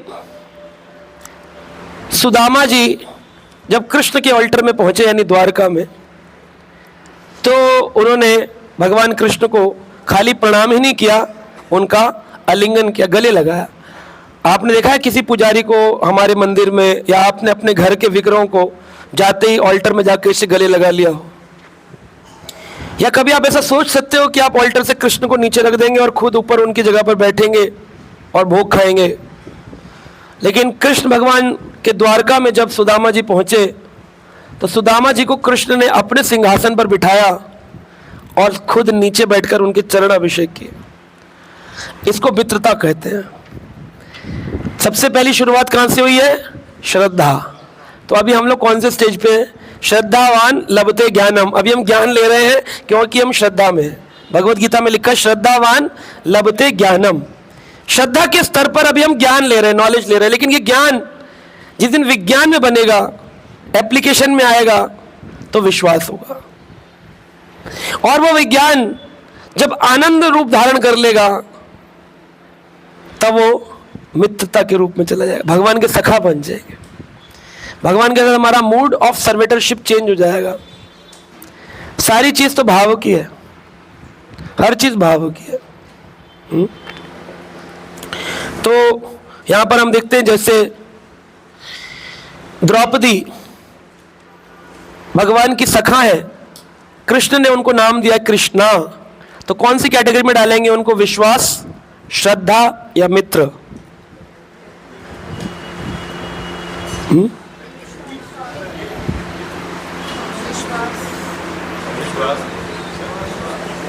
प्रभु जी कह रहे मित्र, वो कह रहे विश्वास। मित्रता का स्तर विश्वास से ऊपर का स्तर है। जैसे अभी हमने कौन सा स्तर सुना था? नहीं, इससे पहले दास्यम में हमने सुना, क्या सुना था? दास्यम में एक दास है कर्म अर्पण और एक है किंकरी भाव। मैं तुम्हारे लिए क्या कर सकता हूं, किम करी, मैं तुम्हारे लिए क्या करूं, और एक तुम मेरे लिए क्या कर सकते हो, है ना। मेरा सबसे बेस्ट फ्रेंड है, मैं रात को 12 बजे भी फोन करूं ना तुरंत चलाएगा। इसमें वो कर रहा है या तुम मांग रहे हो? मित्र है क्योंकि वो रात को 12 बजे आएगा, ये तुम्हारा विश्वास है। लेकिन मेरी उस दोस्त से इतना प्रेम है ना, मुझे वो 1 बजे फोन करे मैं दौड़ा चला जाऊंगा, वो मित्रता है, क्योंकि हम दूसरे की सोच रहे हैं। वो किम करी भावे, यानी कृष्ण के लिए हम रात को भी जा सकते हैं।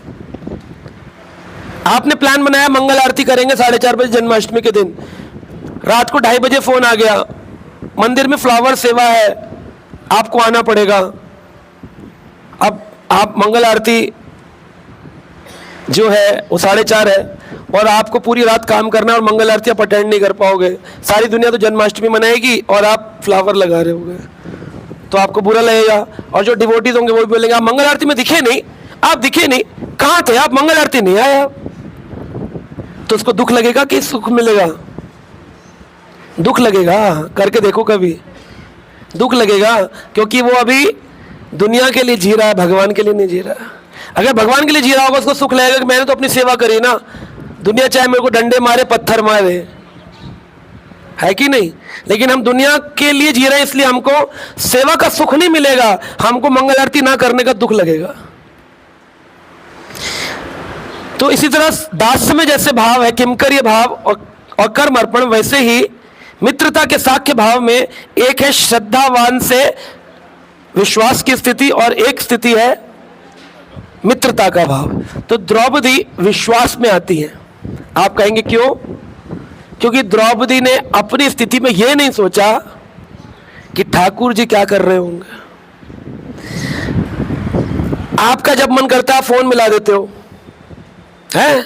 1 phone, 2 phone, 3 phone, emergency please reply me message.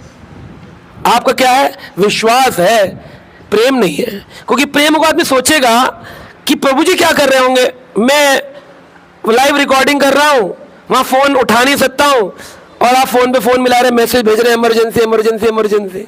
और अगर मैं नहीं उठाऊं तो हमारे पास 15 ऑप्शन है कि इसने नेहा ने नहीं उठाया तो नेहा माता जी ने नहीं उठाया तो मैं इनको गीता माता जी को कर लूं, गीता माता जी ने नहीं उठाया तो पूजा माता जी को, पूजा ने नहीं उठाया तो मैं इनको कर लूं, गौरव प्रभु ने उठा रहे तो नवीन को कर लूं, नवीन नहीं कर रहे तो कोई, मैं अपना काम कर लूं, अपने से फोकस, दूसरे से फोकस नहीं।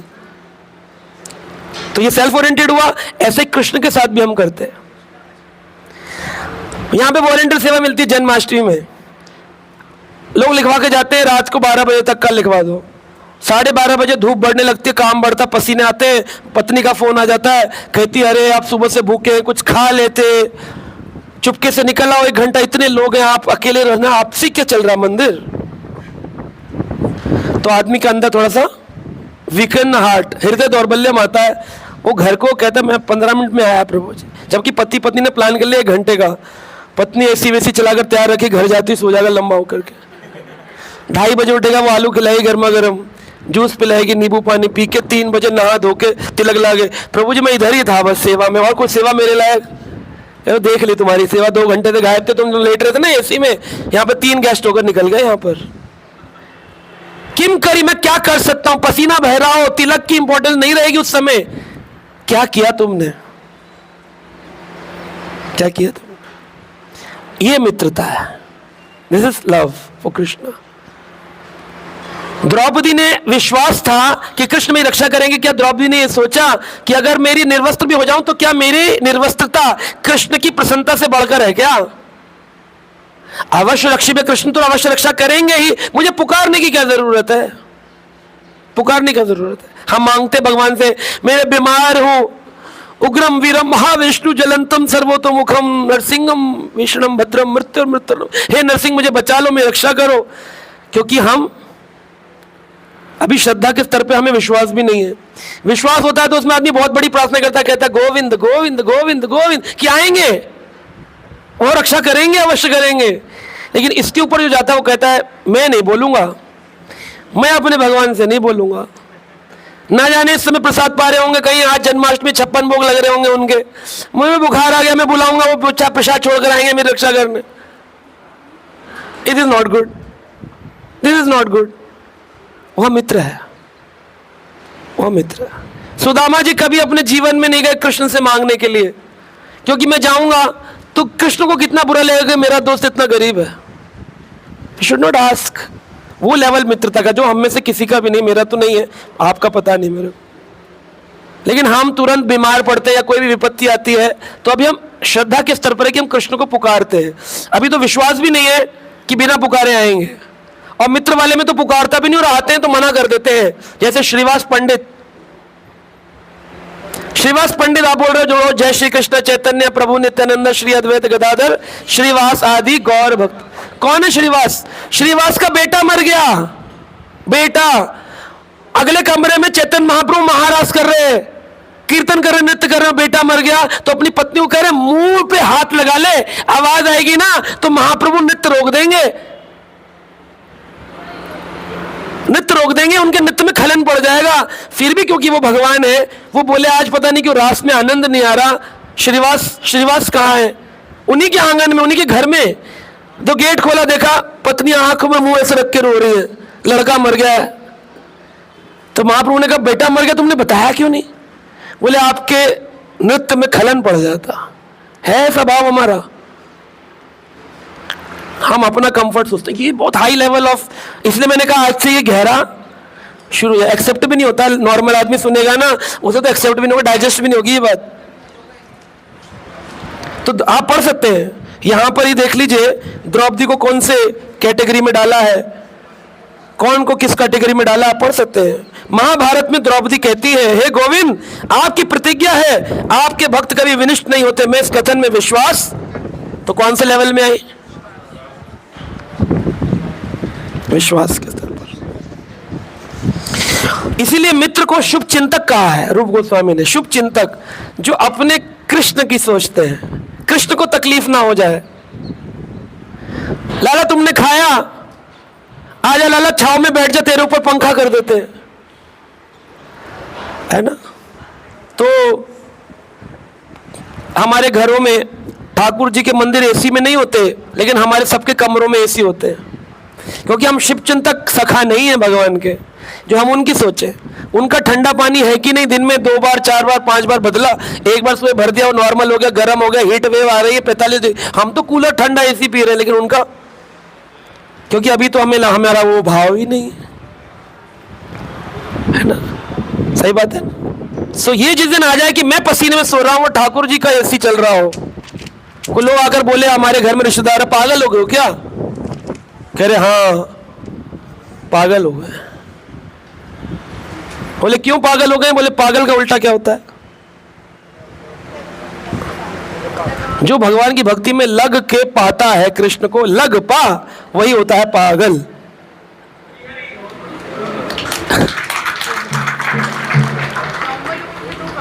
हाँ, लग पा, जो लगा है भगवान की भक्ति में और पा रहा है कृष्ण भक्ति को, लग पा, तो क्या हो गया? पागल। पागल है। ऐसा ही कथन श्रीमद् भागवत के 11वें स्कंद में आया है, जिसमें नवयुगेंद्रों को, नवयुगेंद्र एक बात बोल रहे, जिसमें कवि नवयुगेंद्र निमि महाराज को बताते हैं, हे राजन, जो व्यक्ति परम पुरुष के चरण कमल की सेवा से एक क्षण के लिए भी विमुख नहीं होता और जिसका दृढ़ विश्वास रहता है इससे बढ़कर के दूसरा पूज्य या वांछनीय कुछ नहीं है, वह प्रथम श्रेणी का भक्त कहलाता है। कृष्ण सेवा से बढ़कर उसके जीवन में और कुछ भी नहीं, नथिंग एल्स। कृष्ण सेवा से बढ़कर के उसके उदाहरण है अम्बरीश महाराज।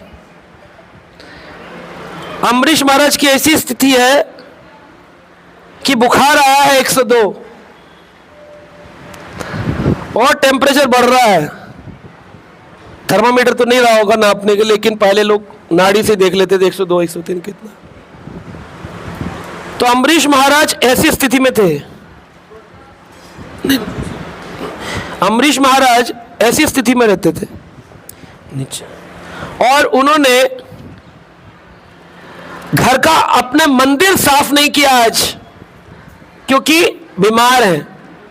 तो 4:30 बजे उठकर के मंगल आरती से पहले मंदिर के कक्ष का मार्जन करना था। उनकी पत्नी ने, रानी ने सोचा महाराज खुद करेंगे, मैं कर देती हूं। तो जब महाराज आरती करने पहुंचे तो देखा कि ऑलरेडी बर्तन मच गए हैं, पोछा लग गया है। आज किसने सेवा करी? रानी कहती है मैं आपकी दासी, मैंने कर दी, क्योंकि स्वामी मैं नहीं चाहती थी कि आपको कोई कष्ट हो। तो अम्बरीश महाराज बोले कि मैं तुम्हें त्याग दूंगा, क्योंकि तुमने आज मेरी सेवा से मुझे वंचित कर दिया।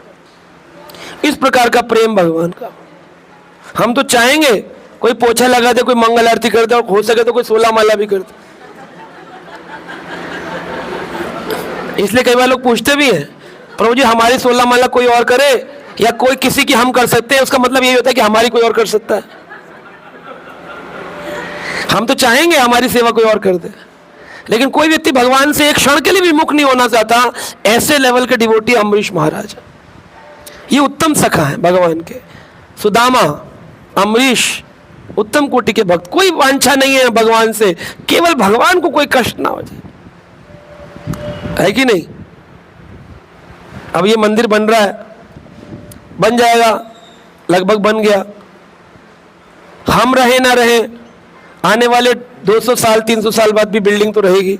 लोग आया करेंगे, बोलेंगे बड़ा अच्छा मंदिर है, इसमें एक भी फोटो नहीं होगी हमारी। लेकिन जब ये जमीन थी और 12 साल इस पे मेहनत करी, तो कौन सा व्यक्ति होगा जो योगदान हमारे को याद करेगा कि अरे एक थे वो प्रशांत मुकुंदास, उन्होंने जोड़ा, लेक्चर दे दे के लोगों को पैसे ला ला कर मंदिर के अंदर सुदामा सेवा कराई, कोई याद करेगा? तो भक्त कहता है कई बार मेरी टाइल लगा दो, नाम लिख के ना मेरी टाइल पे नाम लगा दो। तो कहीं ना कहीं कंप्यूटराइज्ड रूप में या पिलर में या गुंबद में मेरा नाम तो आना चाहिए, आने वाली परंपरा याद करे मुझको। तो वांछा आई कि नहीं आई? और जहां वांछा आई वहां भक्ति नष्ट हो गई। अब यहां नाम लिखाने की इच्छा मत करो, क्योंकि कृष्ण के हृदय में उनकी भाई खाते में आपका नाम लिखा जा चुका है। मुक्त रहना चाहिए, चिंता मुक्त, कि हम संसार के लिए नहीं जी रहे हैं, हम किसके लिए जी रहे हैं? कृष्ण के लिए। उनके पास सब कुछ रिपोर्ट है। आपने मंगल आरती नहीं करी और मुझे मैसेज लिख दिया यस डन एट 4, मुझे क्या फर्क पड़ेगा? किसको फर्क पड़ेगा? उसको पता है। और आप बीमार हो तो कई बार लोग लिखते हैं I am in fever, I can't come to class. सच बोल रहे हो कि झूठ बोल रहे हो, इसका फर्क किसको पड़ता है? भगवान को पड़ता है। आप झूठ बोल रहे हो तो किसके लिए बोल रहे हो? आई हैव सम इमरजेंसी, किसके लिए बोल रहे हो? भगवान और आपका संबंध है, हम तो उसने खाली सेवक हैं जो संबंध को रिवाइव करने की मदद करना चाहते हैं आपकी। हमारे को क्या करना? झूठ बोलोगे अपने लिए, सच बोलोगे अपने लिए, घर रहोगे अपने लिए, मंदिर आओगे अपने लिए, हमारे को क्या बेनिफिट मिलेगा? अगर यहाँ पे 200 लोग आ जाएं और सब मेरा नाम गुनगाए प्रशांत मुकुंद प्रभु ऐसे ऐसे ऐसे, तो उससे मुझको क्या फायदा मिलेगा? कोई फायदा है? पैसा मिलेगा? सीट मिलेगी? टिकट मिलेगा किसी पार्टी का? देवलोक में कोई स्थान मिलेगा? किस लिए कर रहा हूं मैं ये? किस लिए? भगवान के लिए। तो सुनने वाले अभी भगवान के लिए आए, प्रभु जी के लिए ना आए कि प्रभु जी बुरा मान जाएंगे इसलिए जाना पड़ता है। मन तो हमारा होता नहीं। उसी पल उस कार्य को छोड़ देना चाहिए जिस कार्य को करने में तुम्हारा मन दुखी है ना, उसी पल छोड़ दो, क्योंकि तुम भगवान के लिए जी रहे हो कि इंसान के लिए जी रहे हो। उसी पल छोड़ देना चाहिए उस काम को। भगवान के शरणागति का लक्षण ही है क्या? अनुकूलस्य संकल्प प्रतिकूलस्य। जो चीज अच्छी नहीं लग रही है उसका वर्जन करोगे नहीं तो भक्ति में आगे बढ़ोगे कैसे? लीडर बन के मत जियो, दास बन के जियो। आप दास बन के जियोगे, आपको बड़ा आनंद आएगा। आपके ऊपर ना वजन नहीं रहेगा, मेरे ऊपर 200 लोग, मेरे ऊपर 300 लोग। अरे तुम्हारे ऊपर कोई नहीं है, सारी पृथ्वी के तुम कीड़े से भी नीचे हो तो तुम आजाद हो। जीवन मुक्त सा उच्चते, आपका जीवन मुक्त है। और मेरे 200 लोग, मेरे 500 लोग, मेरे 800 लोग, मेरे 1000 लोग, तो आप बर्डन के अंदर दबे हुए हो, आप फंस गए हो माया के ट्रैप में। 3 गुणों ने बांध लिया है आपको, जीवन मुक्त नहीं हो आप। भगवान के लिए जीना चाहिए, भगवान को अपना सर्वस्व अर्पित करना चाहिए, जिसे आत्मनिवेदन कहा गया है। आत्मनिवेदन के आचार्य कौन है? हाँ जी, बलि महाराज, जिन्होंने अपना सर्वस्व भगवान को समर्पित किया। यहां पर आत्मनिवेदन का 11वें स्कंद में आता है, जो पूर्णता मेरे शरणागत हो चुका है, जिसने अन्य सारे कार्यों को पूरी तरह छोड़ दिया है, वह इस जन्म में तथा अगले जन्म में मेरे द्वारा व्यक्तिगत रूप में सुरक्षा प्रदान किया जाता है। उसको ब्रह्मा के तुल्य ऐश्वर्य प्राप्त होता है। आत्मसमर्पण या आत्मनिवेदन कहते हैं। अब आत्मनिवेदन और शरणागति, इन दोनों में से ऊंचा क्या है? क्या डिफरेंस है आत्मनिवेदन और शरणागति? ऊंचा क्या है, कौन बताएंगे? अपना अपना अनुभव बताइए। व्हाट इज मोर डीपर, आत्मनिवेदनम और शरणागति? शरणागति बड़ी है, ओके। इधर कोई बोल रहा था आत्मनिवेदन बड़ी है, ओके। आत्मनिवेदन इज ए पार्ट ऑफ शरणागति। हाँ, वो आत्मनिक्षेप अलग है। और हाँ माता जी, मतलब आप भी यही कह रहे हो, आत्मनिवेदन के अंदर शरणागति आती, ओके। और शरणागति, आत्मनिवेदन,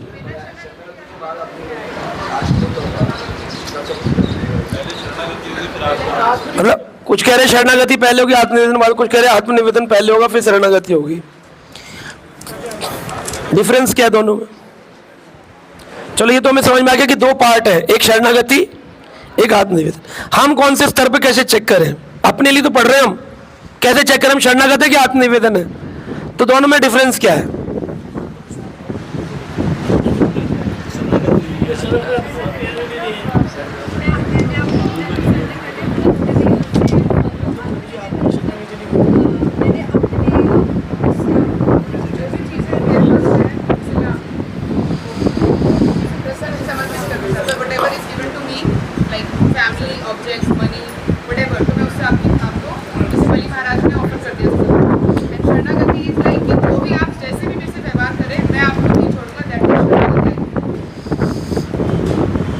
आप शरणागति is when you surrender fully, so fully to the extent that you are looking, expecting that you will be looked after by the God. Fully surrender हो गया, जो मेरा है वो भी दे दिया। आत्मनिवेदन is आपने सब कुछ समर्पित कर दिया, but you are not expecting anything from the God. आत्मा का निवेदन। हाँ, तो आत्मनिवेदन के 3 भाग हैं।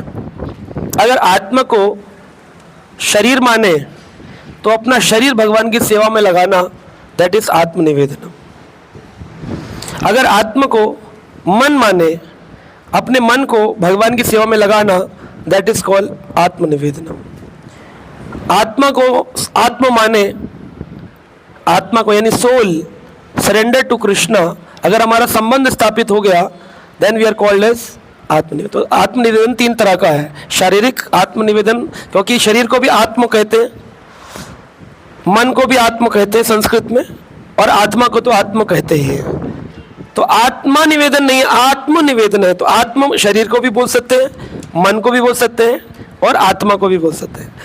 तीनों रूप से शरणागति हो तो शरणागति पहली सीढ़ी है और आत्मनिवेदन आखिरी सीढ़ी है। शरणागति में 6 लक्षण है, जैसा प्रभु जी ने कहा, जिसमें एक है अनुकल्प संकल्प प्रतिकूलस्य वर्जनम,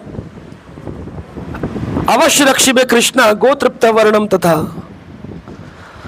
कार्पण्य निरपेक्ष आत्मनिक्षेप षड्विधा शरणागति। 6 प्रकार की शरणागति है। पहला है सब कुछ भगवान की सेवा में वो लेना जो भक्ति में आगे बढ़ा है। जो भगवान की भक्ति में आगे ना बढ़ा, उन चीजों को छोड़ दो, चाहे वो आपके परिवार के लोग क्यों ना हो, छोड़े,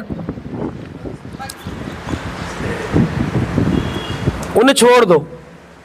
जैसे रावण ने जब अपने भाई विभीषण के साथ दुर्व्यवहार किया और विभीषण को राम की शरणागति में तकलीफ आई, तो विभीषण ने क्या किया, भाई को। जब बलि महाराज को अपने भगवान वामन की शरणागति में गुरुजी डिफिकल्टी दे रहे थे, शुक्राचार्य, तो उन्होंने क्या किया, गुरुजी को छोड़ दिया। जब रामचंद्र भगवान की सेवा में कैकेयी मां आ रही है, तो उन्होंने क्या किया, मां को छोड़ दिया कि पिता का वचन पूरा होना चाहिए। कौशल्या की नहीं सुनी, दशरथ की भी नहीं सुनी। तो ऐसे बहुत सारे उदाहरण मिलते हैं। प्रहलाद महाराज शरणागति ऐसी करी कि अपने पिता का क्या किया, त्याग कर दिया, अपने पिता को मरवा दिया। ऐसा कोई बच्चा होगा कि भगवान की ऐसी भक्ति करे कि भगवान से अपने पिता का मर्डर करवा दे? शराबी भी होगा ना, नाली में पड़ा होगा पिता, तभी बच्चा कहेगा प्रभु मैं तो आपकी भक्ति करूं, इनको छोड़ दो। लेकिन प्रहलाद ने यह भी नहीं बोला, कोई वांछा नहीं, पिता को छोड़ो, मोड़ो, मरोड़ो, तोड़ो, कुछ भी करो, कोई वांछा नहीं।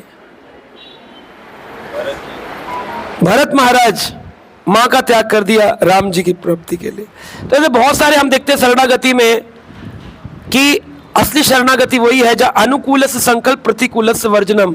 परिवार का ही सदस्य क्यों ना हो या संसार की कोई भी भौतिक वस्तु क्यों ना हो, अगर वो भक्ति में प्रॉब्लम दे रही है तो उसका त्याग कर देना ही शरणागति है।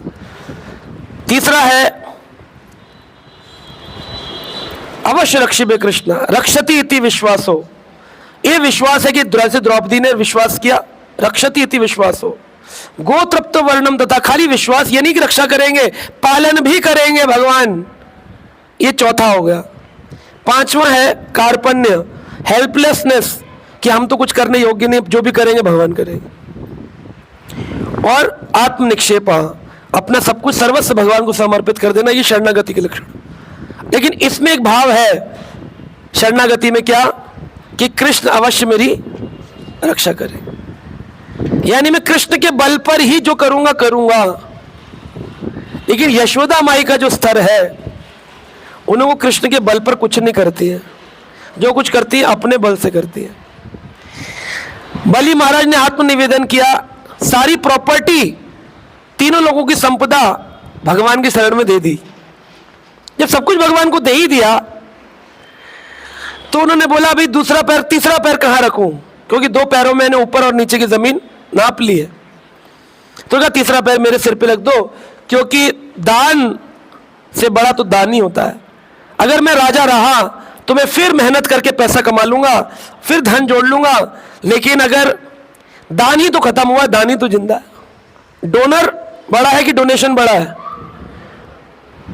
डोनर बड़ा है। डोनेशन दे दिया उसने, मान लो उसने प्रॉपर्टी 100% भी दे दी, फिर भी वो डोनर नौकरी करके बिजनेस करके फिर बना लेगा, फिर डोनेशन दे देगा। उसका डोनेशन चला भी गया तो क्या चला गया, डोनर तो जिंदा है। लेकिन किसके बल पर बना रहा है वो? खुद के दम पर। उसने ये नहीं कहा आपको समर्पित कर दिए है, अब मेरे सिर पे रख दीजिए प्रभु, अब जो भी होगा आप ही करने वाले हैं, आगे फिर प्रॉपर्टी दे देना, कोई दिक्कत नहीं है। हम लोगों की शरणागति में अंदर ये भाव बना रहता है। जैसे लोग मेरे को बोलते प्रभु जी आप तो आ गए छोड़ के नौकरी, आपने सोचा नहीं? मैंने कहा वैसे तो ज्यादा सोचा नहीं, क्योंकि ज्यादा सोचता तो छोड़ ही नहीं पाता। ज्यादा सोचकर आज तक कोई काम हुआ नहीं है। जब हम सोचते हैं मंदिर में खड़े होकर, तो कृष्ण भी सोचते हैं, क्या ये भी सोचेगा तो मैं क्या सोचूंगा? तो हमें सोचना नहीं चाहिए, ज्यादा विचार नहीं करना चाहिए। यह विचार करना चाहिए कृष्ण को प्रसन्न कैसे करूं, कृष्ण की सेवा कैसे करूं। हम इस विचार में होते हैं कि अपना जीवन कैसे सुधारे, अपने जीवन को कैसे कंफर्टेबल बनाए, अपने जीवन में आनंद कैसे लेके आए। तो यहां हम फंस जाते हैं। ये शरणागति तो है कि हम कृष्ण से ही मांग रहे हैं, लेकिन आत्मनिवेदन नहीं है। आत्मनिवेदन में अन्य अभिलाषिता शून्यम ज्ञान कर्माद्य नावृतम अनुकूलेन कृष्ण अनुशीलनम भक्तिर उत्तम। क्या मतलब? बोले एक असुर भगवान कृष्ण को मारना चाहता है और एक यशोदा माई कृष्ण को प्रेम करना चाहती है। दोनों ही तो अनुशीलन कर रहे हैं भगवान की भक्ति का, कर रहे हैं कि नहीं?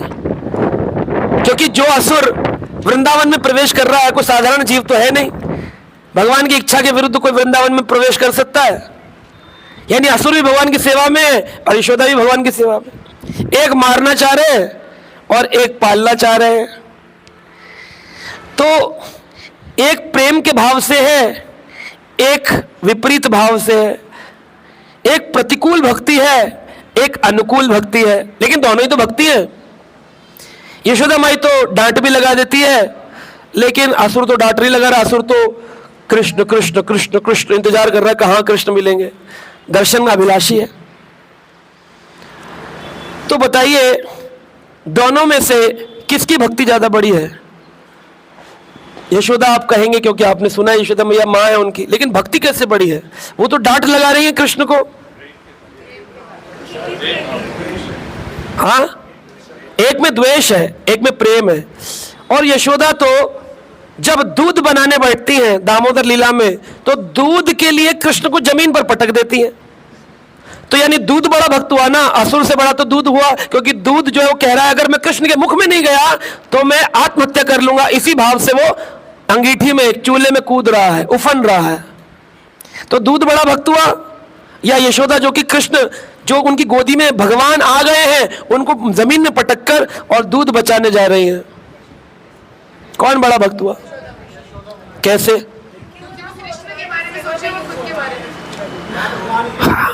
नहीं, दूध अपने बारे में सोचा अगर कृष्ण के मुख में नहीं गया।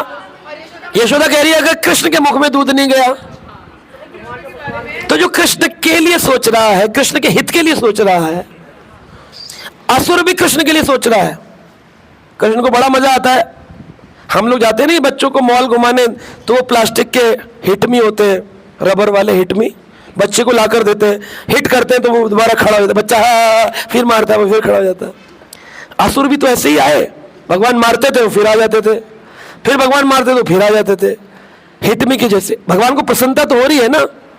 और यशोदा माई नीचे रख रही है, भगवान को गुस्सा आ रहा है कि मैं आया हूं ब्रह्मांड से उतर के इनका स्तन पीने, ये स्तन ना पिलाकर नीचे जमीन में पटक रही है। तो दोनों में ही एक में कृष्ण प्रसन्न हो रहे हैं और आओ हा, एक में तो दोनों में से भक्ति किसकी बड़ी हुई? अरे एक में रो रहे हैं, एक में खुश हो रहे हैं। कृष्ण प्रसन्नता बड़ी है कि नहीं? तो असुरों को मार के कृष्ण प्रसन्न हुए कि नहीं हुए? हुए। उनको मजा नहीं आता तो वह आते क्यों असुर? एक भी लीला में रोए कृष्ण कि कृष्ण रोए हो कि अरे बगासुर आ गया बगासुर रोए?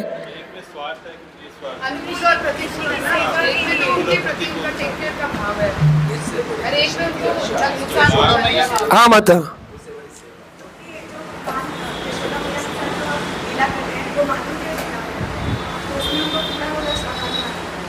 और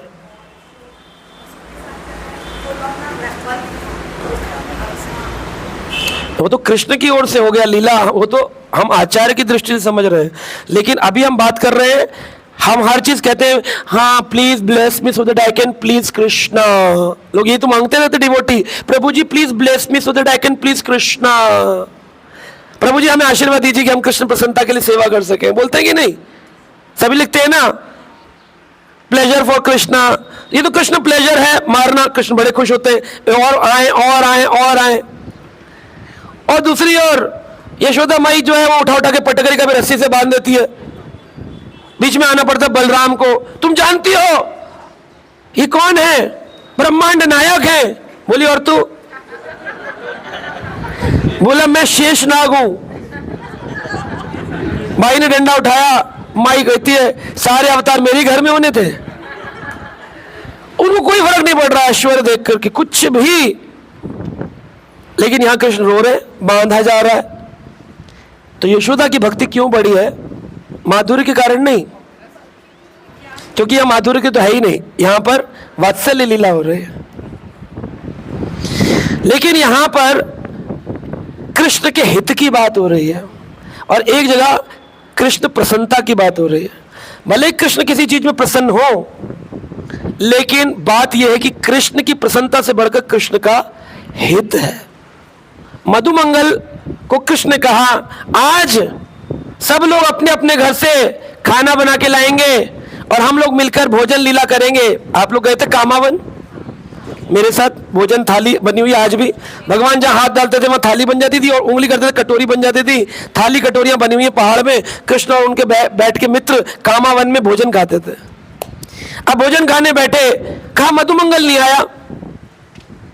अब मधुमंगल ब्राह्मण, भोजन प्रिय, आया नहीं, कहाँ रह गया। तो सब कह रहे अरे हमारा समोसा खाओ गर्मा गर्म, हमारी जलेबी खाओ, हमारी इमरती खाओ, हमारा संदेश खाओ। लेकिन कृष्ण कह रहे नहीं, मैं तो मधुमंगल आएगा तब खाऊंगा। मधुमंगल गरीब अपनी माँ से बोला, माँ आज पॉटलक है। पॉटलक ही बोलते ना हमारी भाषा में आजकल, उसे सामूहिक भोजन।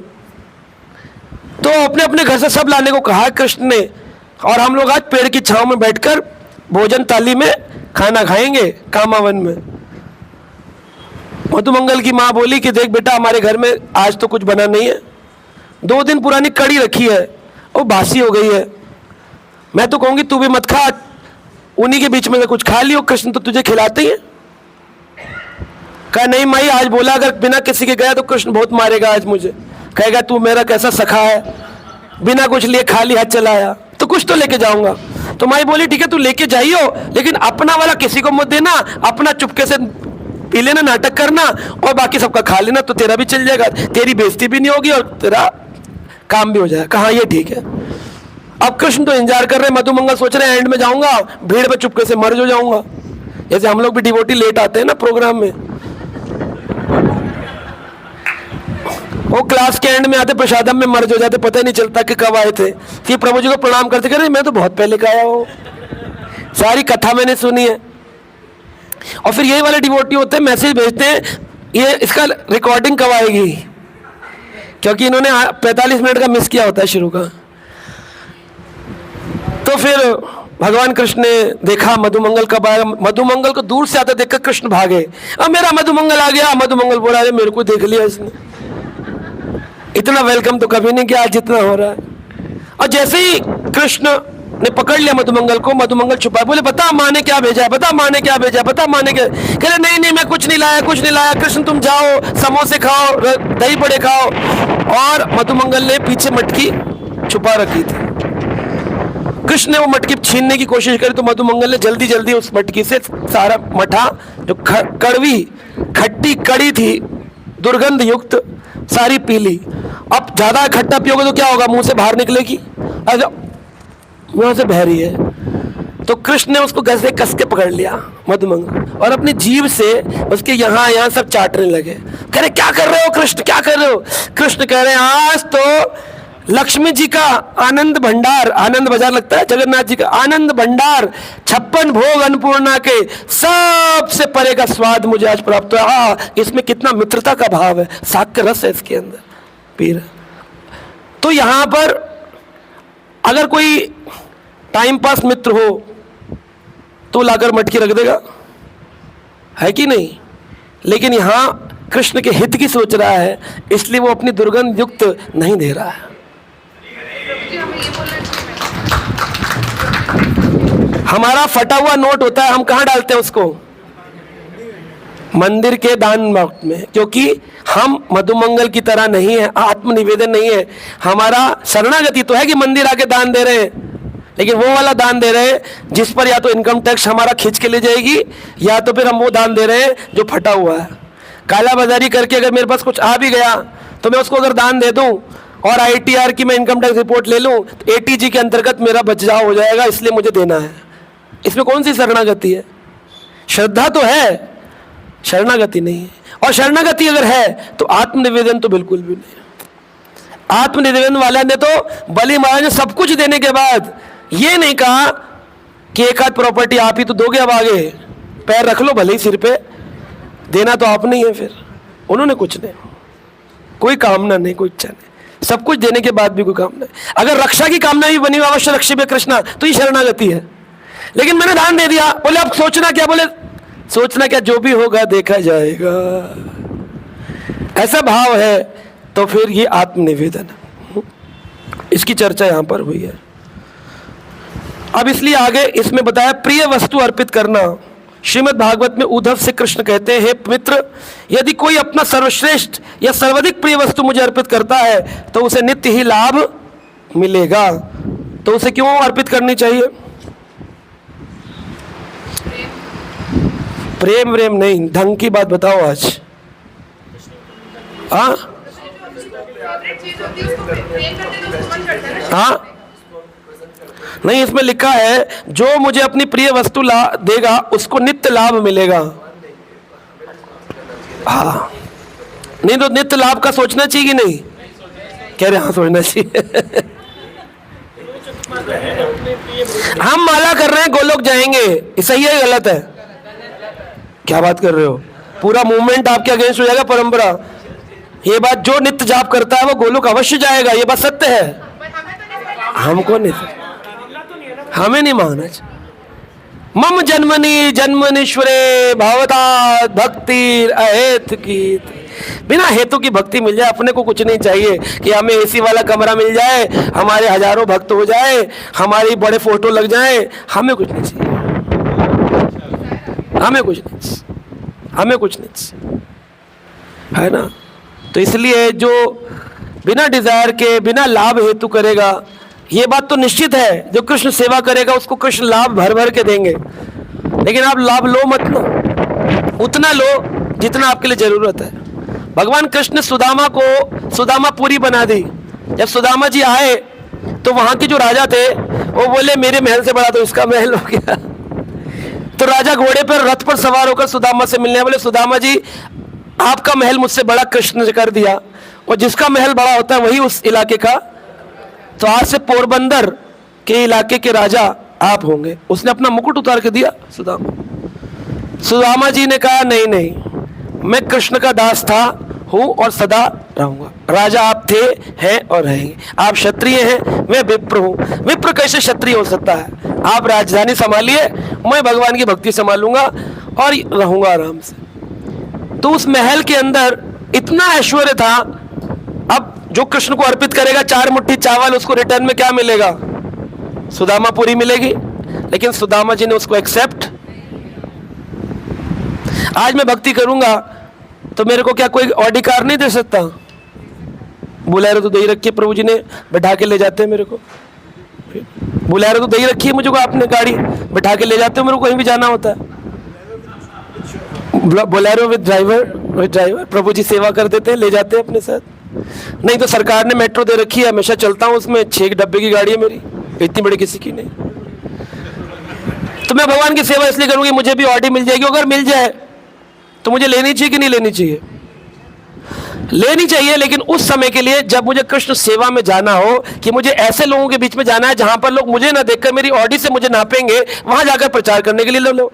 लेकिन ऐसी जगह जाने की, मुझे वृंदावन जाना जहां मेरी ऑडी से कोई मतलब नहीं है, मुझे अपने प्रेमी भक्तों में जाना जहां मेरे को ऑडी से कोई मतलब नहीं है, वहां मेरे को पैदल चलना चाहिए, छोटी गाड़ी में चलना चाहिए या ट्रेन में चला जाना चाहिए।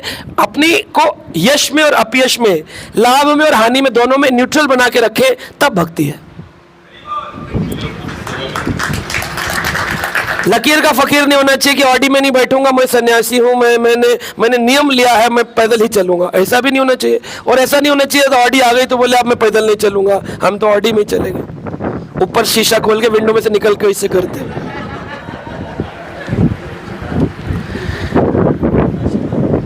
ये वैराग कहाँ है? युक्त हुआ है, खाली भुक्त है, युक्त भुक्त।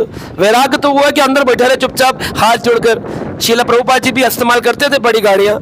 प्रभुपाद जी कहते थे ये मैं अपने लिए नहीं करता हूँ, जब मुझे बड़े मिनिस्टर से मिलने जाना होता है तो मैं उस बड़ी गाड़ी में बैठकर जाता हूँ, क्योंकि मिनिस्टर मुझसे पहले मेरी। ये बड़ा मंदिर क्यों बनाया प्रभुपाद जी ने? क्या ये प्रचार, इसे अभी हम इसे अनपॉलिश्ड हॉल में कर रहे हैं क्लास, हमेशा तो ऐसे कर सकते हैं, फिर क्या जरूरत है इसमें पेंट, आलीशान पेंटिंग्स, टाइल, फ्लोरिंग, एसी, शीशा? किसके लिए लगाना है? आप लोगों के लिए। आप तो भक्त बन चुके हो, आपके लिए थोड़ी लगा रहे। अब जो नए आएंगे वो घरों में इंफॉर्मेशन जाएगी, अरे एक मंदिर बनाया उसमें शाम को संडे को चले घूम के आएंगे, मस्त परिवार का जो भी है, चलो आपको घुमा के ला, क्या फाउंटेन है, क्या उसमें लैंडस्केपिंग है, इतने सुंदर सुंदर पेड़ पौधे लगे, फोटो खिंचाएंगे, सेल्फी करेंगे, सुबह से शाम भीड़ संडे को आ जाएगी। फिर हमारे भक्त लोग निकलेंगे, सर्वज्ञ प्रभु पकड़ के लाएंगे, बोले आइए आपको मिलाते हैं प्रशांत मुकुंद प्रभु जी से, लाएंगे मिलाएंगे, क्लास में बिठा देंगे, वो डिवोटी बन आया किस लिए था? घूमने। बन गया क्या? तो प्रभुपाद जी एक बार पेरिस हिल्टन होटल में लेक्चर दे रहे थे, तो एक व्यक्ति ने, जो कि रिपोर्टर था, उसने कहा स्वामी जी आप तो सन्यासी हैं, वैराग की बात करते हैं और खुद इतने बड़े होटल में पेरिस हिल्टन में कॉन्फ्रेंस करते हैं।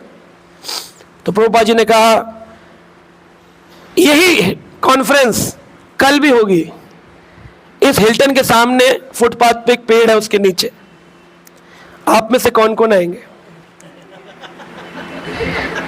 रिपोर्टर नहीं आएगा। उसी ने बोला आप में से कौन कौन, उसी से पूछा आप में से कौन कौन आएंगे? रिपोर्टर में सब चुप हो गए। बोले क्योंकि आप इसलिए आए हैं, an Indian Swami giving a conference in Paris Hilton.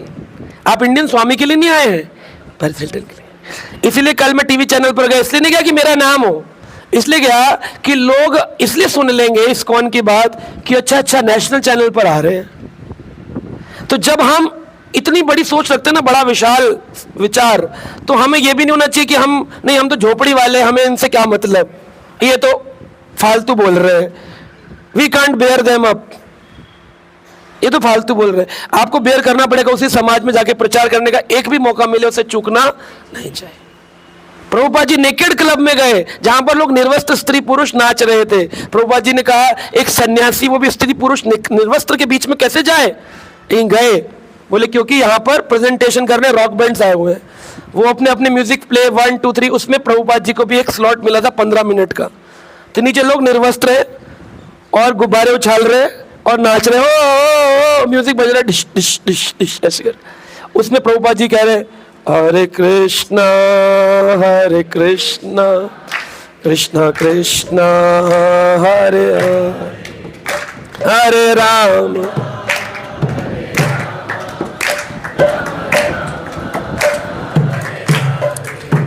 हरे कृष्णा कृष्णा कृष्णा हरे राम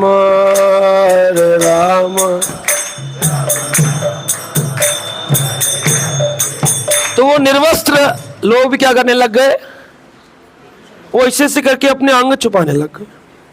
उनके हरिनाम सुनते उनके अंदर एक इज्जत का भाव जागृत हो गया कि निर्वस्त्र रहना बेइज्जती होती है। और जितना हरिनाम होता जाएगा, माताएं पूरे कपड़े पहनने लग जाती हैं, सिर ढकने लग जाती हैं, और जितना ही हरिनाम कम सुनती हैं उतने कम होने लग जाते हैं।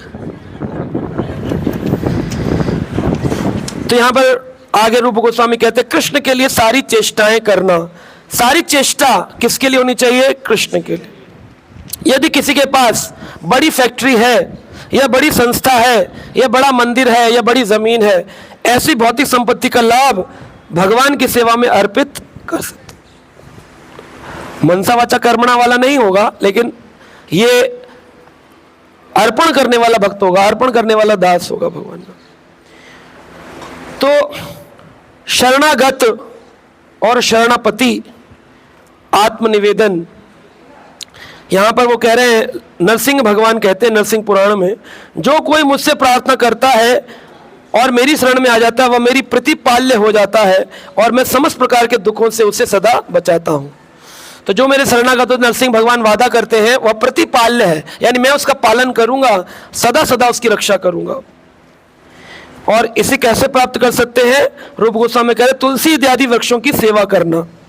स्कंद पुराण में तुलसी वृक्ष की प्रशंसा इस प्रकार की गई है, मैं तुलसी वृक्ष को नमस्कार करना चाहता हूं क्योंकि यह पाप कर्मों के समूह को तुरंत नष्ट कर देती है। इस वृक्ष के स्पर्श अथवा दर्शन मात्र से मनुष्य सारे क्लेशों तथा रोगों से विमुक्त हो जाता है। इसको नमस्कार करना तथा इस वृक्ष पर जल डालने मात्र से मनुष्य यमराज के दरबार में भेजे जाने के भय से मुक्त हो जाता है। किसी की मृत्यु हो, अगर हम उसमें तुलसी की लकड़ी रख दें तो मुक्त नहीं होगा, लेकिन मुक्त होगा। क्या मतलब है? हाँ, मुक्त नहीं होगा पर मुक्त होगा, यानी कि वैकुंठ धाम नहीं जाएगा लेकिन यमराज के धाम जाने से, नरक जाने से रुक जाएगा। तो नरक की यातनाएं बच जाएंगी अगर तुलसी की जीवन में स्पर्श हुआ। जो व्यक्ति कभी भी तुलसी का वृक्ष उगाता है वह निश्चय ही भगवान कृष्ण का भक्त बनता है। अगर आपने घर में एक पौधा अच्छा उगा लिया तो निश्चित है वो पौधा इतनी कृपा करेगा। प्योरेस्ट डिवोटी ऑफ कृष्णा तुलसी महारानी कौन है? वृंदाय तुलसी देवाय प्रियाय केशवस्य चा कृष्ण भक्ति, भक्ति कृष्ण भक्ति प्रदा, प्रदा यानी देंगी, कृष्ण भक्ति प्रदे देवी। इस बात को सत्य बात है, ये बात सत्य है। जिसने तुलसी की सेवा कर ली, एक प्लांट लगा लिया तुलसी का और उसका रोपण करके पूजा कर ली, अवश्य में तुलसी उसको भक्ति देंगी ही देंगी। वो जाएगा नहीं, भग नहीं सकता भगवान। जब तुलसी दल भक्ति पूर्वक कृष्ण के चरण कमलों में अर्पित किया जाता है तो भागवत प्रेम का पूर्ण विकास होता है। देखिए तुलसी के कितने नियम बताएं। तुलसी में जल डालने मात्र से क्या होता है? यमराज के दर्शन बंद। जो तुलसी में सुबह 3 बूंद डालते हैं जल, यमराज के दर्शन बंद, नरक से मुक्ति। अगर तुलसी का पौधा लगाया तो भक्ति की प्राप्ति। तुलसी दल अगर भगवान के चरणों में अर्पित किया तो भागवत प्रेम, भगवान का प्रेम विकास होता है, उसकी वृद्धि होती है। Love for Krishna will increase every day. रोज तुलसी चढ़ाओ। मेरी ग्रैंड मदर तुलसी के, कभी कभी हमारे गांव में बहुत तुलसी थी।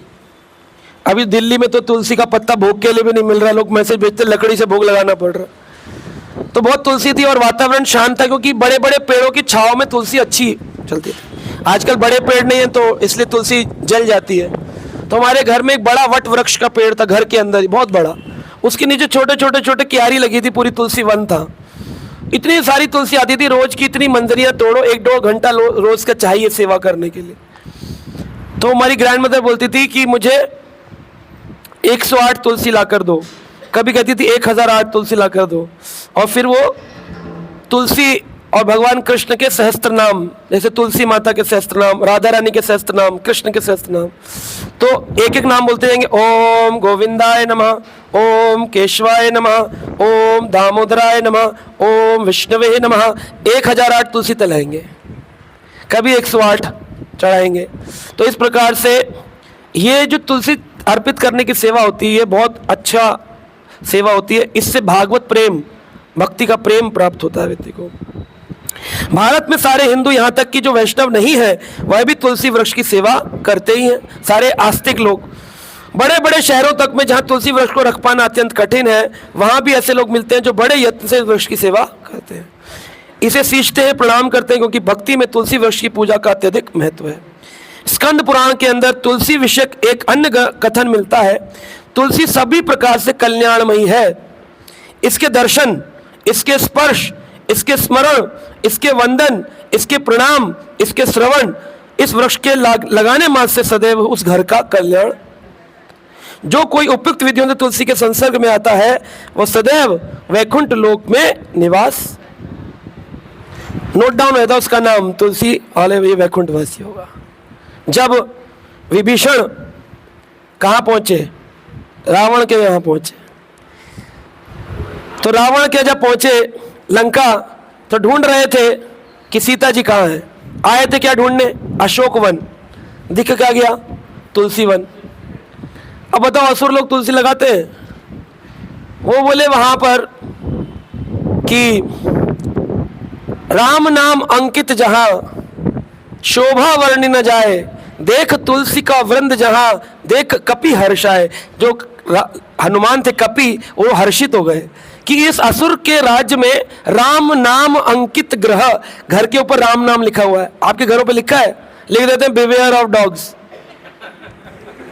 या बड़ा बड़ा लिखा होता है गुप्ता जी, पोरंडयाल जी, शर्मा जी, ठाकुर जी, है ना, बहुत सारे नाम लिखते हैं। लेकिन वहां लिखना चाहिए, क्या लिखना चाहिए? हरे कृष्णा कृष्णा कृष्णा हरे हरे, हरे राम तो हनुमान जी अगर जा रहे होंगे यहां से तो रुक जाएंगे आपका घर देख के। जब रावण क्या रुक गए थे, आप क्या नहीं रुकेंगे? देख राम नाम अंकित ग्रह शोभा वर्णि न जाए। हनुमान जी कह रहे उसकी वर्णन ही नहीं कर सकता, ऐसे उस घर की शोभा होती है जिस पे राम नाम हरि नाम लिखा होता है। उस वर्णन नहीं कर सकते, अवर्णनीय है वो घर। और देख तुलसी का वृंद जहां घर के बाहर क्या लगाओ, ओ हो, देख कपि हर्षाया, हा, बड़ा आनंद हो गया। ऐसे राक्षसों के परिवार में एक भक्त मिल गया। कोई कौन है जरा देखें। तो देखा विभीषण लेटे थे और क्या बोल रहे थे, राम राम। तो जब राम राम बोले तो उठाए, बोले उठिए उठिए, आप राम नाम ले रहे हैं, कौन है? कहा पहले तुम बताओ तुम कौन हो, मेरे घर में बिना आईडी एंट्री के आ गए। कह रहे हम हनुमान राम भक्त हैं। कह रहे हम भी राम भक्त हैं। तो बोले राम भक्त हैं तो ये तो यहाँ पर तो सारे उल्टे लोग हैं, इनके बीच में कैसे रहते हो? बोले जैसे दांत के बीच में जीभ रहती है, कभी भी कट सकती है लेकिन फिर भी अपने आप को मोड़ मार के रखती है। भक्त लोग बड़े चतुर होते रहते भौतिक समाज में, लेकिन अपने को मोड़ मार के चुपचाप सेक्रीफाइस करके चुपचाप टॉलरेट करके रहते हैं। ज्यादा बोलोगे कच्च करके, ये जो दांत रूपी परिवार है ना आपका, कच्च काट देगा आपको। उनके बीच में रहना है, मोड़ मार के चुप, है ना, मस्त रहो। उनका मतलब वो दांत वाले परिवार तो ऐसे होते, टूट भी जाए तो रूट कनाल करके नया लगवा लेते, वो जाते भी नहीं है। तो जीव के लिए हमेशा हानिकारक ही होते हैं। क्या जीव सोचे शायद बुढ़ापे में तो रह लूंगी आराम से, तब भी नहीं रहने देते, नया लगा लेते उसमें, नकली डेंचर आ जाता। तो बड़ी वर्णन शोभा होती है उस घर की जिसमें तुलसी माता होती हैं। एक व्यक्ति ने मुझसे पूछा, बोले प्रभु जी लिखते हैं प्योर डिवोटी का एसोसिएशन करना चाहिए, प्योर डिवोटी कहाँ ढूंढे? प्रभुपाद जी थे, उन्हें तो मिलते नहीं, नित्य लीला में चले गए। तो हम कहाँ से प्योर डिवोटी लाए? हमारे घर में तो सारे इम्प्योर लोग रहते हैं, डिवोटी भी नहीं है। उन इम्प्योर के बीच में प्योर डिवोटी कहाँ से लाए? तो मैंने उनको बोला श्रील प्रभुपाद जी के ग्रंथ और तुलसी माता, ये दो वस्तु ऐसी हैं आपके घर में जो कि इस पूरे ब्रह्मांड में सबसे प्योरेस्ट चीज़ है। श्रीमद् भागवत और तुलसी। भागवत की पढ़ाई करो और तुलसी की गुड़ाई करो, सेवा करो, जल डालो, स्पर्श करो। तुलसी की मिट्टी में जो मिट्टी है उसे व्रज रज कहते। क्या कहते? अगर उस मिट्टी को सिर पे लगाओ तो वृंदावन की भूमि को सिर पे लगाने का फल मिलता है घर बैठे। व्रज रज इतनी पावरफुल है। तो तुलसी की लकड़ी किसी का यम दर्शन बंद कर सकती है, यम लोग जाना बंद कर सकती है। तुलसी का नाम ही है तुलसी, जिसकी तुलना में कोई नहीं, अतुलनीय जो है, इसलिए उसका नाम तुलसी है। तुलसी माता के संग बैठ के जप करो, तुलसी माता ठाकुर जी के चरणों पे चढ़ाओ, तुलसी माता को सूंघो, तुलसी माता को पाओ, तुलसी से भोग लगाओ, तुलसी की परिक्रमा करो। अनजाने में जो पाप हुए हैं, चींटी मर गई, कॉकरोच मर गया, क्या करें, हाय हाय, कुछ मत करो। 3 परिक्रमा कर लो, यानी कानी चा पापानी ब्रह्म हत्याधिकानी चा तानी तानी पुण्याशंति प्रदक्ष। इसका मतलब ये नहीं है कि हिट खरीद लाए और बोले यानी कानी चा पाप, यानी कानी चा। जानबूझ के नहीं मारना है, अनजाने में कुछ हो गया हो तो उससे माफ कर देंगे, ये जानकर नहीं मारना चाहिए। ठीक है, हरे कृष्णा।